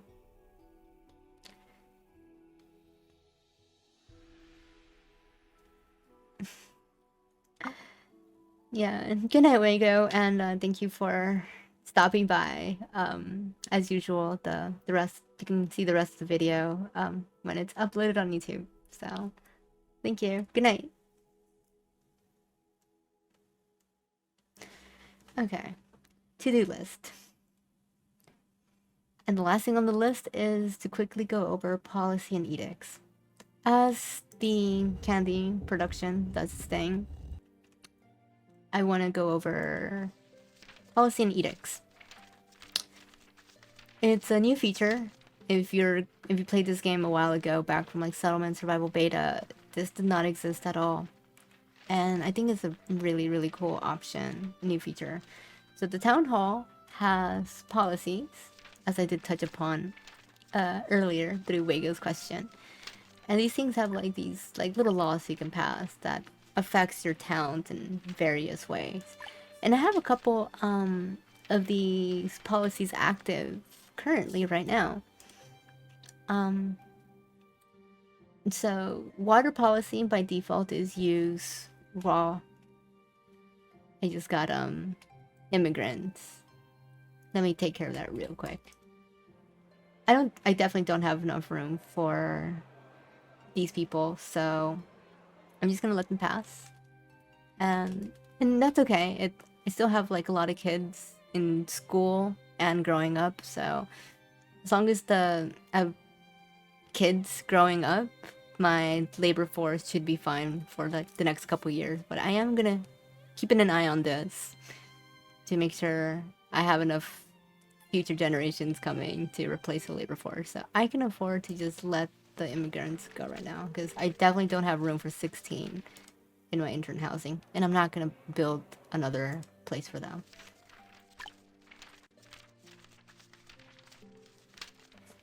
Mike says, normally I don't celebrate anything on Halloween, but I can't.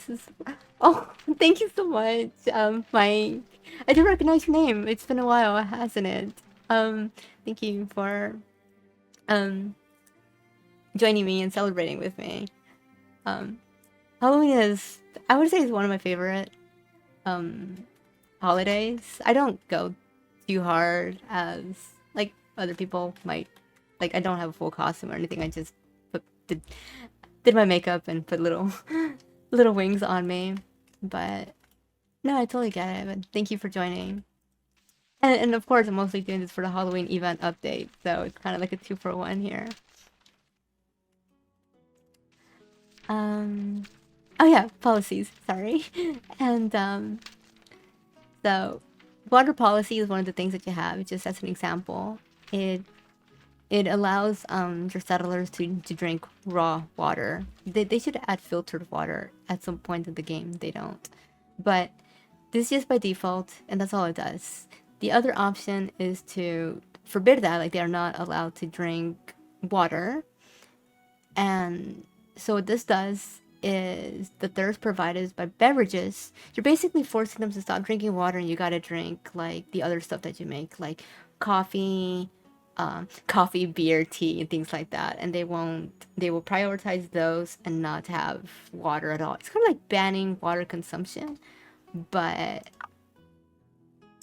it's banning like water consumption, but you get like a boost for how much thirst your beverages give out.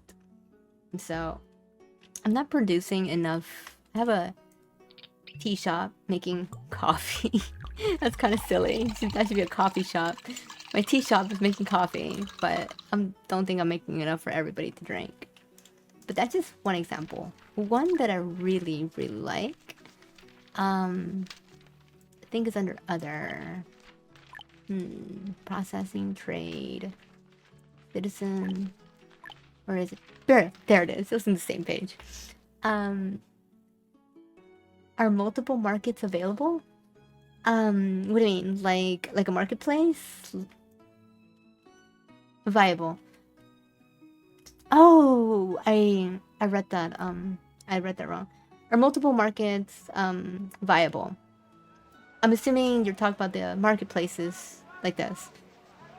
Having multiple marketplaces like this is viable as your settlement expands. Like right now, it's still a young place, but I do want to expand like down here more and actually make use of these mountains for like my mine production. When I'm ready to expand here, I would probably have a second marketplace, somewhere like closer down here, so these workers here, they don't have to go all the way back here to work. I mean, to rest.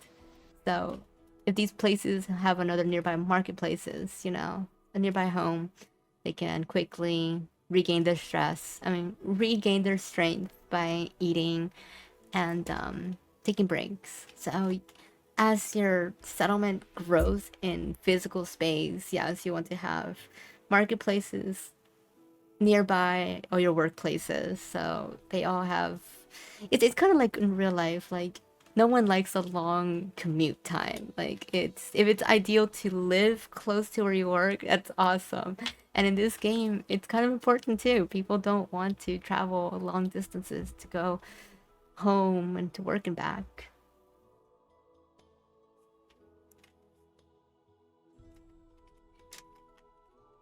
Oh yeah, so the river went low because I'm in the middle of a drought. A drought just came, and there's hardly any water flowing. If there was a merchant ship, it would actually be stuck, which is really cool. Like if there was a merchant ship on its way, it'd just be stuck here until the drought passes. The drought also kills off all the fish resource points. Like as you can see, I don't have any fishing spots for in the river because they go away during the drought. Even though they do come back during a flood. When a flood hits, the fishing points come back, which I think is kind of funny. And I think this is also great here. Let's slow this down. Um, this is kind of what I was trying to get with the policies. That is a body on a ship floating away in the river. But is this working as designed? No, because I'm pretty sure the river is supposed to be at its normal height for this body to float away. It'd be funny if the bodies would also get stuck, just like the ships do. Yeah. So I would probably pass that suggestion to the devs. So it's great. Time back to policies.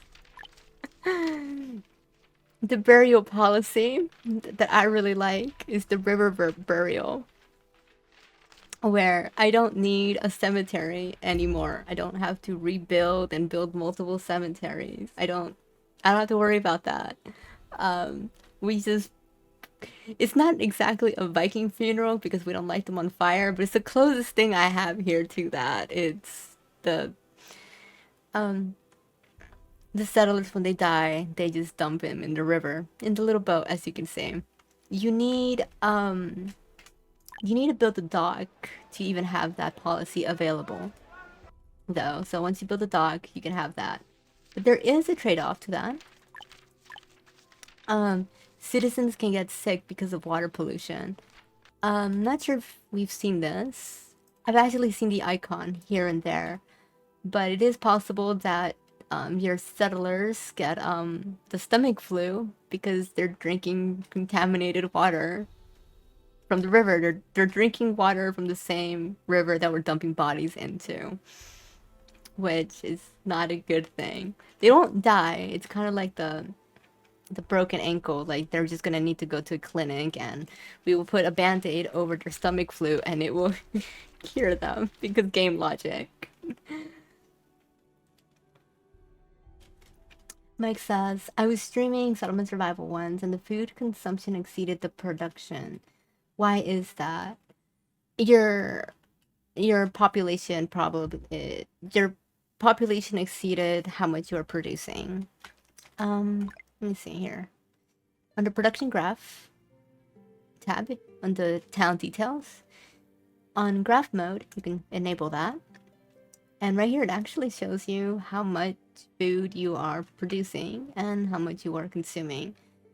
As my population grows, more people will eat, and the food consumption will go up.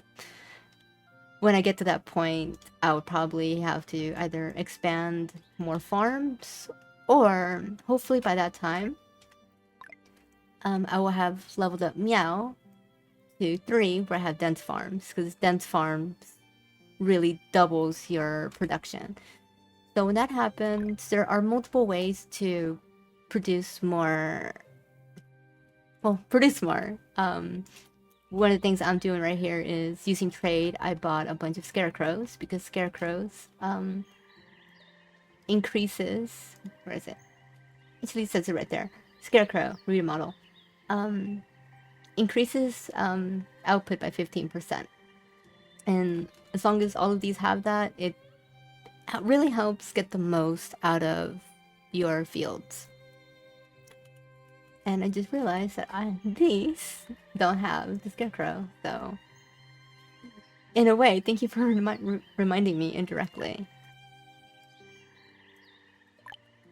So sugarcane and flax should all have a 15% bonus now. You often do Carlos, as he has a cemetery. Oh yes, the Chichen Itza. That before I learned about river burial, I used to do Chichen Itza too. Carlos is talking about, I mean, Mike is talking about Carlos's level 4 upgrade Chichen Itza. This one, when you build it, you don't need to have a cemetery anymore. This basically acts as a bottomless cemetery. It takes unlimited settlers. So that is another alternative to how to handle the dead in the game. So honestly, that is probably something I would do once I get to that point. But in the meantime, I do like river burial and worry about people getting contaminated from like water poisoning. And anyways, so, and that's policies. There's a lot of things that you can do here. Education, there's one for how often increases the odds of your students gaining abilities. The probability of citizens gaining additional abilities through textbooks increased by 20%. I have that on so they can really try to learn the quality food and tools, things that I have active. I have that, and policies has a lot of things. The seed.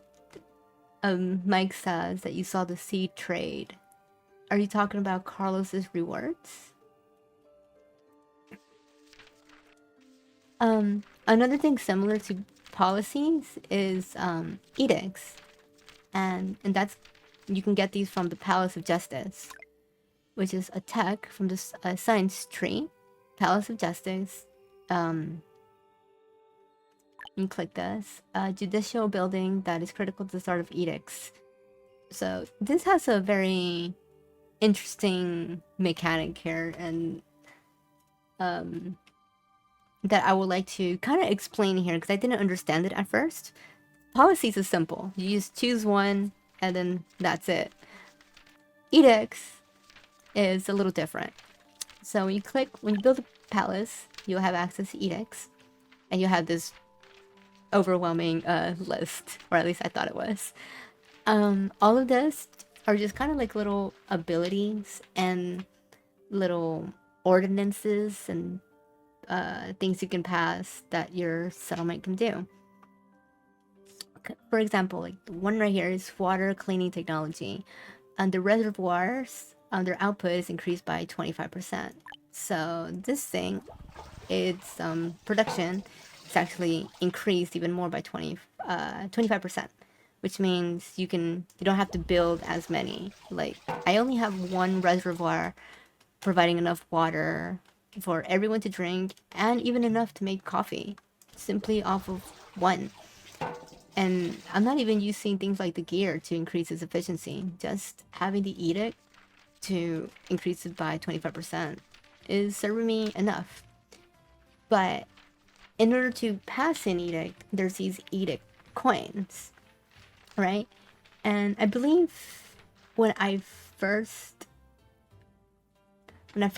build the palace, it says edict coins increase, and it shows how many. Right now it has 1,500. I believe it starts off with about 500, and then you can just pass laws. Each one has a cost.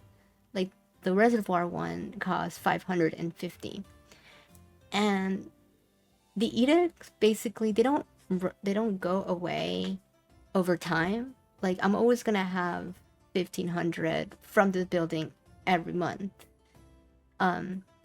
There's another thing here called the Office of Edict Dissemination. That also is producing coins as well.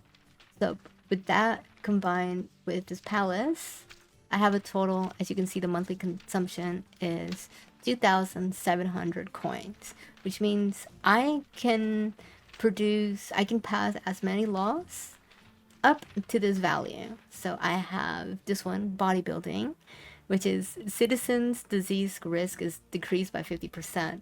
And this one right here really ties in what I did with policy. With policies, I had the river burial, which I dump bodies in the water to not worry about cemeteries. But the catch is now my citizens are getting more sick. But this edict right here, bodybuilding, now citizens are more immune to diseases by 50%. And that's why you don't really see on my status bar constantly having sick people, because this is keeping them healthy and resistant enough to the negative effects of the policies here. So combining policies and edicts to work together is an awesome thing you can do for your settlement. It's kind of like it's a way to balance out the negative effects. So right here, the citizens getting sick, it's no big deal, like my citizens are resistant to this and I'm just getting the benefit of not having to worry about cemeteries. And Mike says they don't go away like the council ability. Yes, exactly. Edicts will stay, as long as you can afford the monthly consumption. Now, you can go over the monthly consumption if you just keep passing stuff, but that's when it starts to cost silver a month. And right now, since I don't have my trade set up to be able to afford the monthly expenses, I'm not doing that right now. So I'm limiting myself to the max of 2,700. But like, had this been a larger settlement, and I'm bringing in like hundreds and thousands of silver a month, I can definitely afford this. 'Cause some of these get really expensive. Here's one simple construction, 2,250 monthly for one thing. The required construction materials for housing type structures decreases by 25%. So say like how earlier we thought about, building another marketplace. You build another marketplace, now you have to build a lot of homes, and that's going to cost a lot of resources. And I'll put this for later. And if there's a marketplace, you're gonna have to like repopulate, build homes, and that's going to cost a lot of resources. But with that edict, the cost to build those structures will decrease by 25%. So it's a powerful one, but it's expensive. So it's like you can pick which edicts you want to pass according to like how much you can afford. It's like a weird budgeting system. You have to budget your coins on like what you can pass and what you can afford. And how to increase the amount of edict coins ties back to this building I mentioned earlier, the Office of Edicts. These, you can build as many of those as you want. When you go to services, the Palace of Justice, you can only have one, then it becomes disabled. But you can keep building the offices as many as you want. And what you get is about, I believe it's, let me see. Every person that's employed produces edicts. So if I was to get rid of one, now you see it's 800.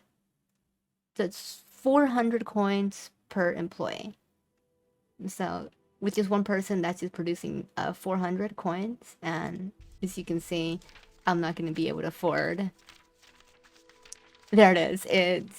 There's the coin that's 19 out of 19, and now there's 800 silver cost monthly because I went over. So let's put that back. Let's get those two people back.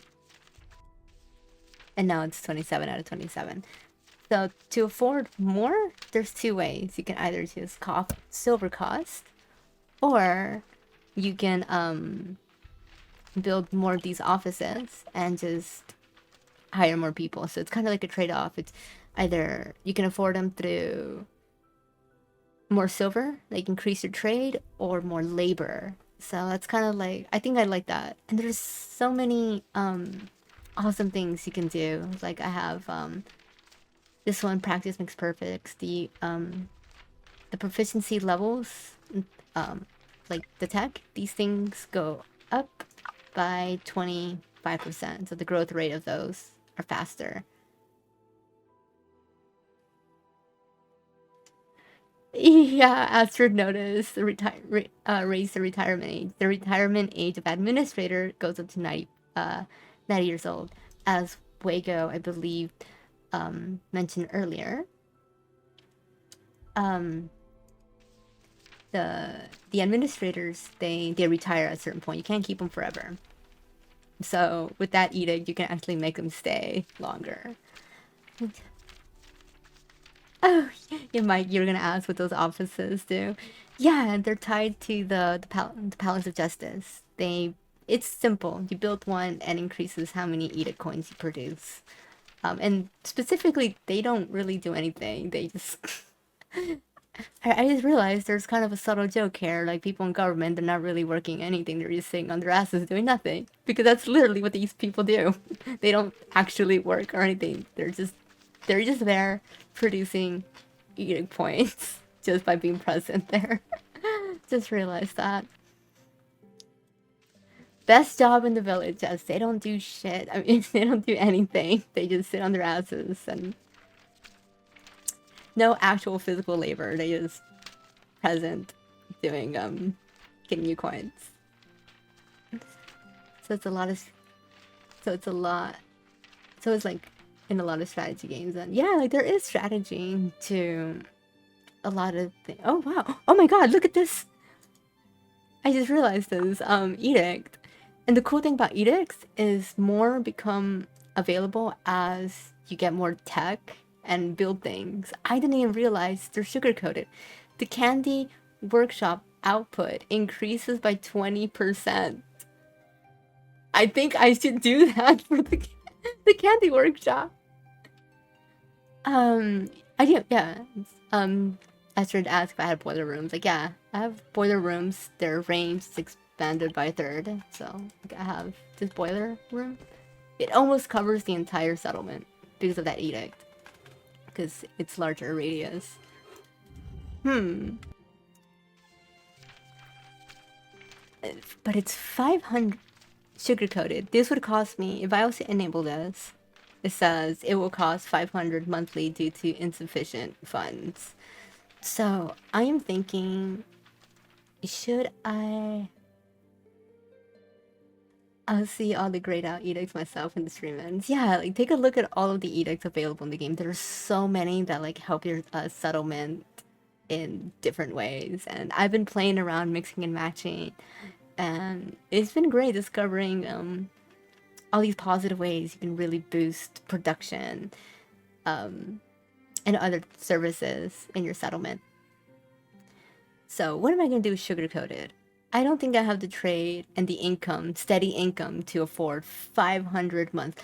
500 times 12, Astrid, how much is that? Or 5 times 12, that's 60. 66,000? Or 6... Yeah. Yeah, so how much would this cost me a year? If it's 500 a month? 6,000. No, wouldn't it be 60? Oh my god, is anyone... What's 12? Yeah, 6,000, 6,000. So,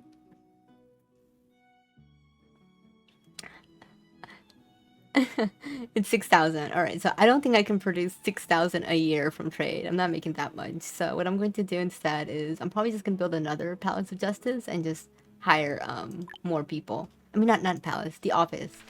Build the Office of Edict and hire 2 more because I need 500 and each person gives 400. So it's going to be...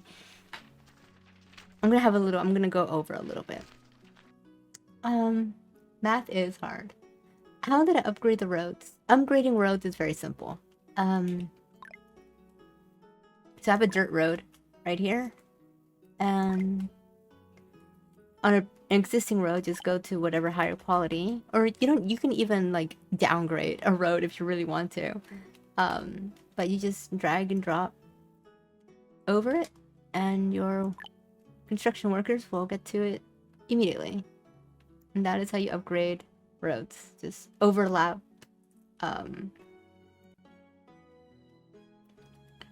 just overlap a road over a pre-existing one, and that's how you upgrade. The same thing applies like if I had like laid stones or brick roads, just redo the entire whatever stretches you want to do, and that's how you upgrade roads. Alright, so that's policies and edicts that I really wanted to get the gist of.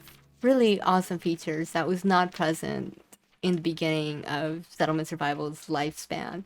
And I think it's been such an amazing journey. Because I've been playing the game like pretty much since the beginning that it came out, like on early access. I think I got it like 2 weeks, 2-3 weeks after it came out.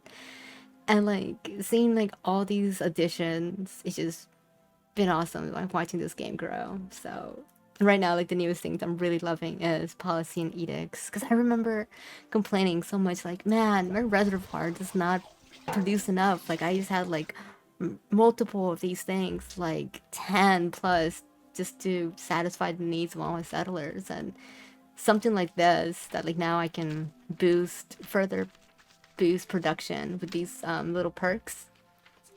awesome. Awesome addition to the game.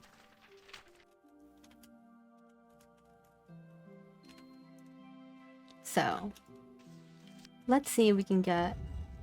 Oh, we produced 52... Oh, that's right. We produced 52 pumpkin treats last year. But I do remember we added another worker. So when we had 2 workers, it was about like 34 treats. And then with that third worker, we got them to do 52. So that is almost double production. And now we're going to increase it even more with that edict I was just talking about. So let's build another. Astrid, what is my runtime, please?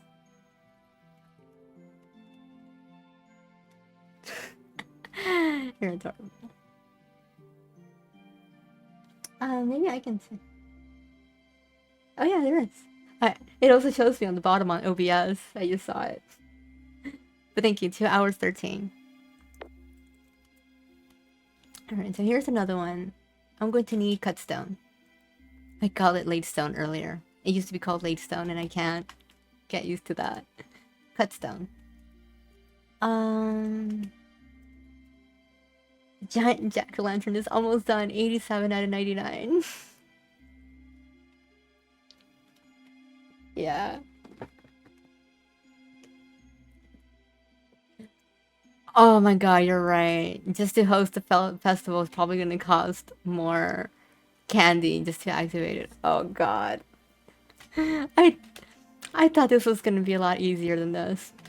More reason for us to get this thing going so we can get boost that production. Cut stone. I have 31 laborers. I'm gonna order another batch of like 300. And who sells it cheapest? Okay, so basically Meow sells it for the most expensive, so it's... I'm gonna go with Lorenzo because Lorenzo, I want to level up so I can get the hardwood pastures. So just like Meow's dense farms, I want to make progress to the hardwood pastures. Which basically does the same thing, double the capacity of how many animals you can fit inside. Let's see if there's anything we can sell. Alright, so I have produced more down jackets and shoes and baskets, so let's sell those off a bit.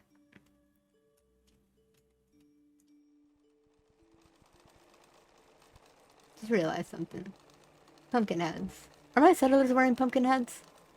Let's slow down. Yes! Yes, they are! Yes, they are! You can see them little pumpkin heads. That's adorable. Look at that. Oh, it's kind of spooky. Yeah, oh my god! How did I just realize that even the houses are decorated with pumpkins? Oh my god, I gotta see how this looks like at night. Let me just do it real quick. I don't usually play at nighttime.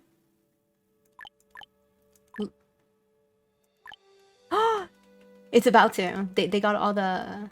Yeah, they got all the materials. I don't play at night, because just personal preference. It's just kind of dark and I find myself, like, having... It's not that it's straining, but it's just not... I feel like slower, like I don't know my layout. Like I just want everything to be lit up so I know exactly where I'm placing my buildings and things like that. But that is cute. I like the lighting. Oh, and they even have torches. Hey, I like her outfit. Hold up, hold up. That is a sick outfit. I am not gonna lie. Are you seeing this, Astrid? Got like a little dress or something. Very, very, very, very witchy. This is cool. That's awesome. Yeah, she has a cloak. And what about this guy? He's got no clothes, I guess.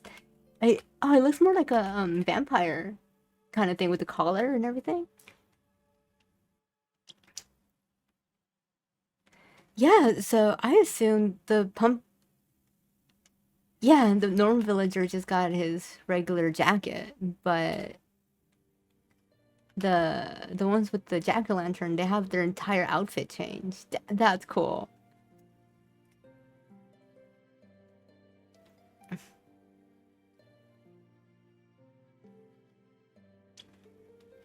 Oh, I usually don't add street lamps. Like, the street lamps aren't electric. We had pretty sure they're oil-based lamps, right? I mean, they're most of them are torches too. But I don't know. I guess you can see like how maybe some of them are more modern style lamps, but from an RP perspective, I can see why one can avoid more modern looking lamps and not use them.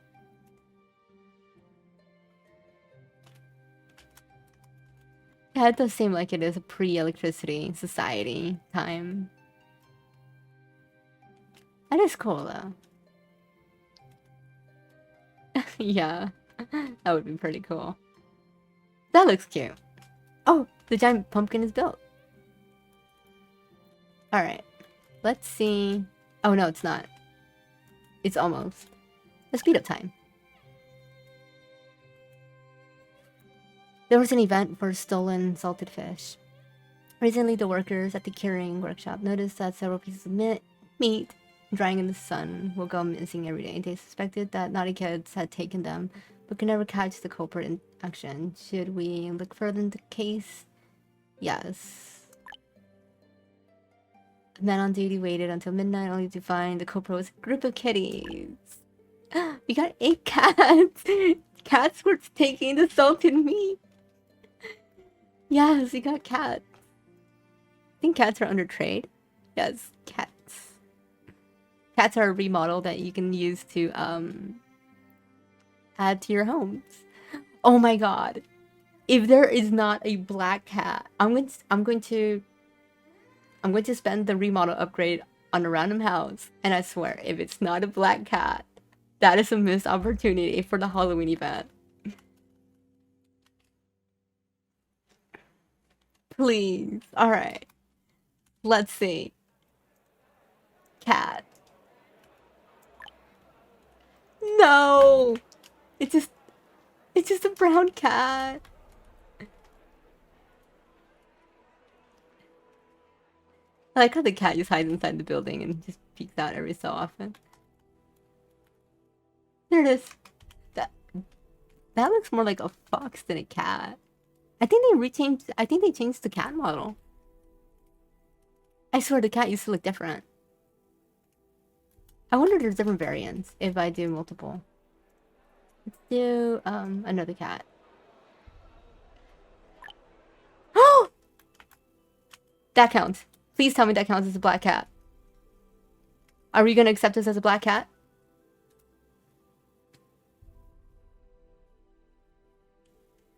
Close enough, right? It's kind of like black gray. That's a black cat. Oh my... It does kind of look like a tuxedo cat. That's adorable. In spirit of Halloween, there's a black kitty. Oh my god. Oh, I thought for a moment, I thought the cat, like, was leaning on the fence or climbed onto the fence. But that's adorable. Okay. I got sidetracked by so many things. Alright, now the pumpkin is... I don't think it costs anything to hold this feast. The giant jack-o'-lantern is now complete, and I just get this button of hold a feast. So let's do it. You ready, Astrid? Alright. Hold the feast. That everyone's gonna gather. Oh my god, looks so cool with the... And then, yeah. Everyone's just going in and they just left. Oh my god, it's so much light that it's like bugging out the game. It's all pixelated.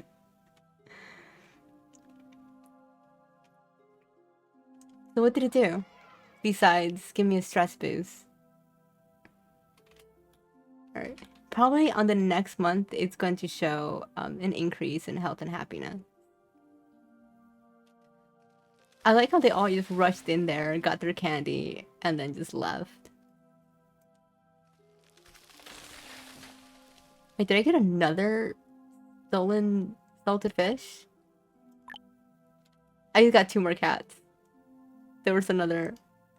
Or is this thing bugged? Oh my god, this thing is bugged! I can click on this event multiple times. And I'm gonna get the reward. Huh. That's an exploit. Infinite cats. Yes, I can literally just do infinite cats. Alright, I don't want to chase this too hard. I'm gonna stop there, but we just found a little bug. I've been unlocking new edicts too along the way. Industrial structure policy. Oh, that's a policy unlocked. The edict raise retirement age has been unlocked. And there's my cat. Alright, so...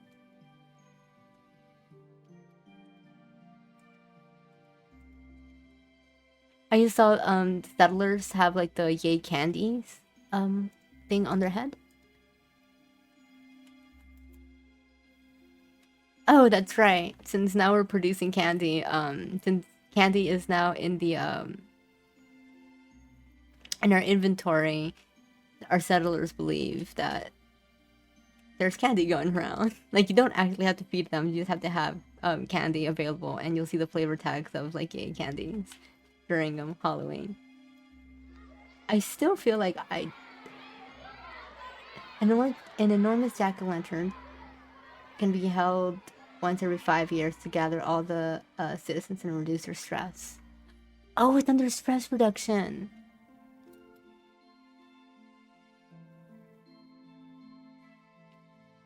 Yeah, look at the diet. There's a yeah, like a minus 30%. So right now the fertility rate is 100% because of that thing. There you go, and that's how the pumpkin reduces stress. And I guess this is gonna last for 5 years? Because it doesn't look like they're getting the happiness. Let me click on a random settler. Food. Where's food? So yeah, so the stress, the diet thing is directly from the pumpkin being activated, because the diet stress can also proc because they're eating fancy foods. But on this settler, for example, they only have simple food, level 2. And if you can see, the average still remained 95% happiness. If they were eating fancy food, this happiness would be like 60%. And if everybody was eating fancy food, it would reflect on the happiness here. But it's not. And which makes sense that they didn't actually eat candy. We're just getting a free diet stress reduction by holding the feast. And I guess that thing is going to show 30% for the next 5 years. So, and that is, I guess, another way that you can reduce your population stress and increase your fertility rate during this event. Merchant ship. More bandages. And oh, I would have got the soybeans and potato seeds, but I already got those. I like how there's the Easter eggs from the Easter event. Soon, yeah, I would like to have a village going with every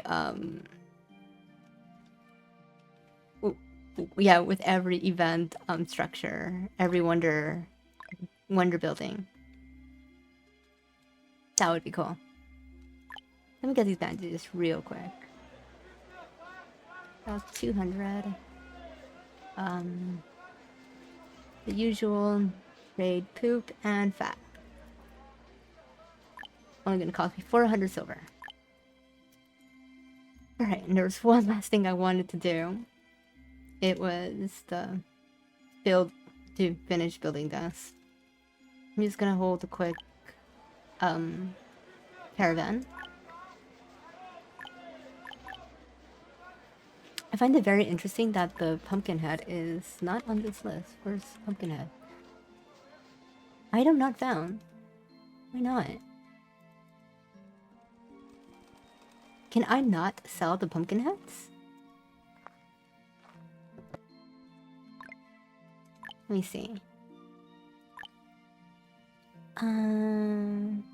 Fancy foods? No. Clothing. Pumpkinhead is classified as clothes. When I go caravan, see, I have in reserves nearly 500. Form a caravan. Sell item. Clothing. It's not there.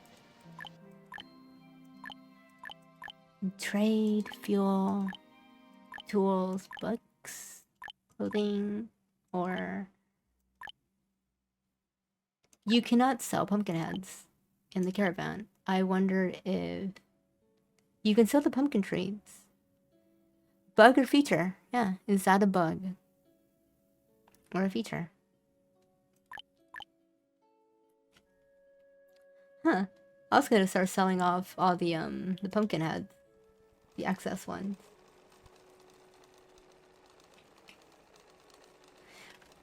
Oh, we are definitely nearly overproducing pumpkins. Alright, let's what was I doing?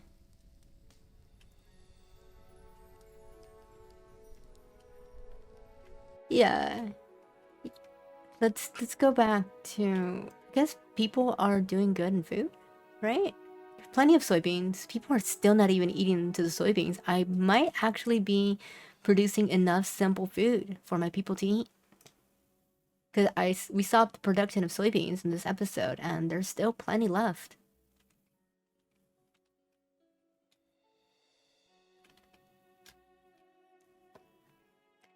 Yeah, I do have time to refine production, but that's for another day. Let's just perhaps let's just sell off some clothes. I can sell off most of my down jackets because they're on pumpkin heads for the time being. And straw shoes do like 200 and baskets 200. That's a nice 11,000 silver. That's about to go into the bank right now. I mean, minus the 5,000 from the cut stone. Form that settlement. And honestly, that's, let me see the to-do list. I think I covered everything. I got the pumpkin crops. We produced the heads for them to wear, and with some awesome outfits.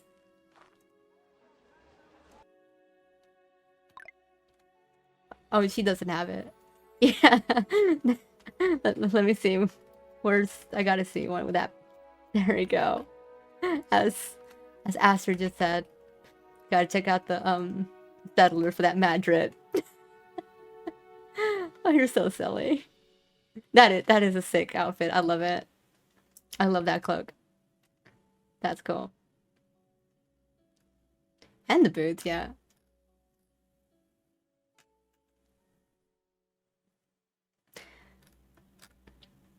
Alright, and then we built the candy workshop. We produced the sugar to get all of that. And we built a giant jack-o'-lantern. And we did the festival. And the settlers are gaining the effects of... Where is it? Stress. There it is. The stress bonus from the festival diet nearly 30%. That's awesome.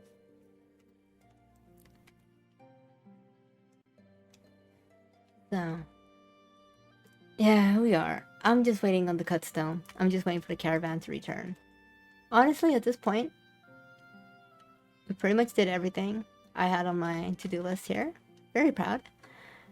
If there's any last questions in the chat, anything you guys would like me to explain or show you guys, I can do that right now while we wait on the caravan to return.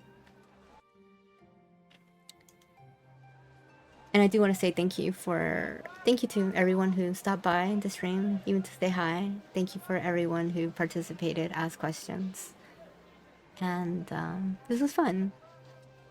I know I don't do these often, but it's very fun the few times I do. Just realized that's on times 5. Let's speed it up by times 10.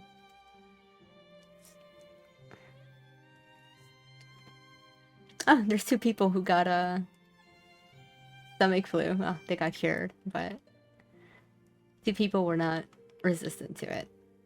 The dirty, dead body water. That's control. As temperature rises, the number of mosquitoes also increase, which makes citizens often bitten and infected with infectious diseases. They are not fatal, but they surely affect citizens' work efficiency. Prepare more medicine or clean areas with poor hygiene. I'm gonna go with prepare more medicine because I'm pretty sure they're just gonna give us like free medicine to use. Then we can just sell it. Yep, special medicine plus 200.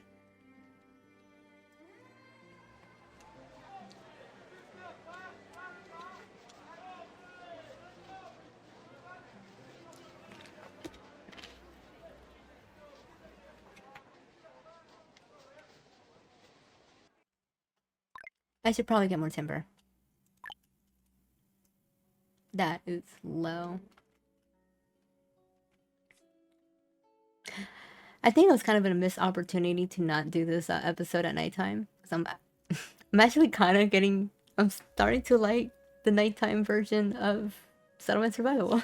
It's kind of growing on me just a little.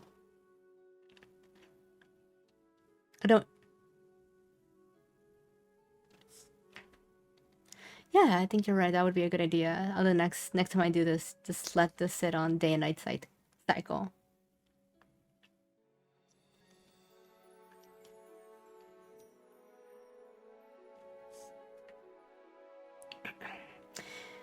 Private O'Malley says, have I done any of the tourism stuff yet? I haven't. I briefly touched into tourism last time I did this. Basically, what I learned from tourism is that this is definitely like a later game thing, because so when you build one of these attractions, the tourists that come in, they give you, I think it's called access points, kind of like Edicts points, but it's a different kind of currency you can use to spend. And the tourists, they have like their own wants and needs, and you can build other buildings. Like right here, start off with the hotel. All you have to do is just have the hotel, and they'll visit it and gives them a place to stay the night. That makes them happy. And they give you more of those access points. But you can spend those access points to purchase more attractions and more service buildings. And a lot of those service buildings are like restaurants, where you actually have to have the restaurant filled with food. And it's not like just raw food. Like they're asking for simple foods and fancy foods to not even give to your own settlers. It's to give it to the tourists.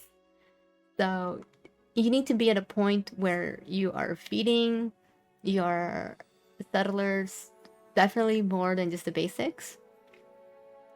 And you need to be providing enough luxury goods to be spending it on people that are not even your own settlers. But the rewards you get from that's pretty cool. I know one of the things you can buy with the access points is the idle chicken. Just another way you can purchase that. You can purchase blueprints as well. You can buy specific blueprints with those access points, but it kind of it takes a while, and there's a couple steps to having your settlement ready to to take on that kind of challenge. And I do want to build a settlement that gets there to that point in the game, especially since, you know, I lost all of my saved files and all of my cities went corrupt, and I want to have a late game settlement again. And the caravan came in, and we got the cut stone, and the office was built. Now we have another 800. So when I go to the Edicts page, and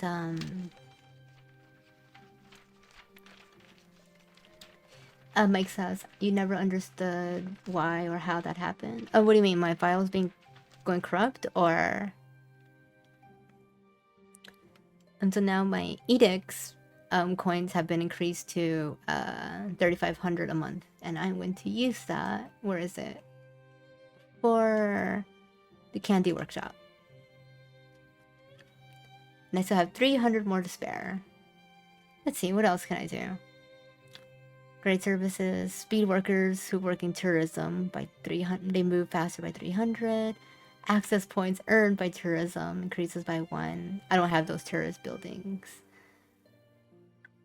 yet.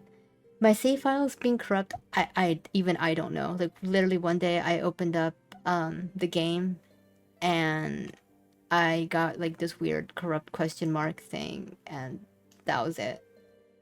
I couldn't open. Every time I try to open those files, the game will crash, and I have no idea what happened. I tried everything. I tried reinstalling, checking the files integrity, everything. I tried it all. I couldn't save my stuff. It's okay, honestly. Start over.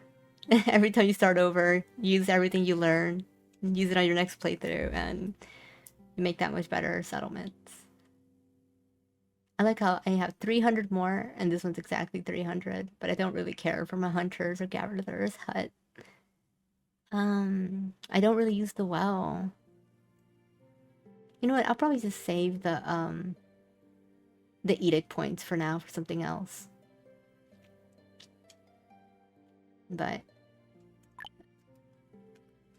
now that we have the output increased on this thing should be producing more. Hopefully. Doesn't reflect, it still says 1. I wonder how it's gonna work. We'll see. And then I get hit by a snowstorm. I think that's a good place to wrap up. Yeah. Quick overview. I went over all the Halloween events, from getting the crops to producing pumpkin heads, did the giant festival, went over policy and edicts, and answered some questions. So I think I'm definitely gonna wrap things up here. Once again, thank you everybody who joined. I had a lot of fun, and I have work to do to get this uploaded within 24 hours, hopefully. I want to get this done by Halloween in my time. So, thank you everybody, and I will see you on the next stream. Bye.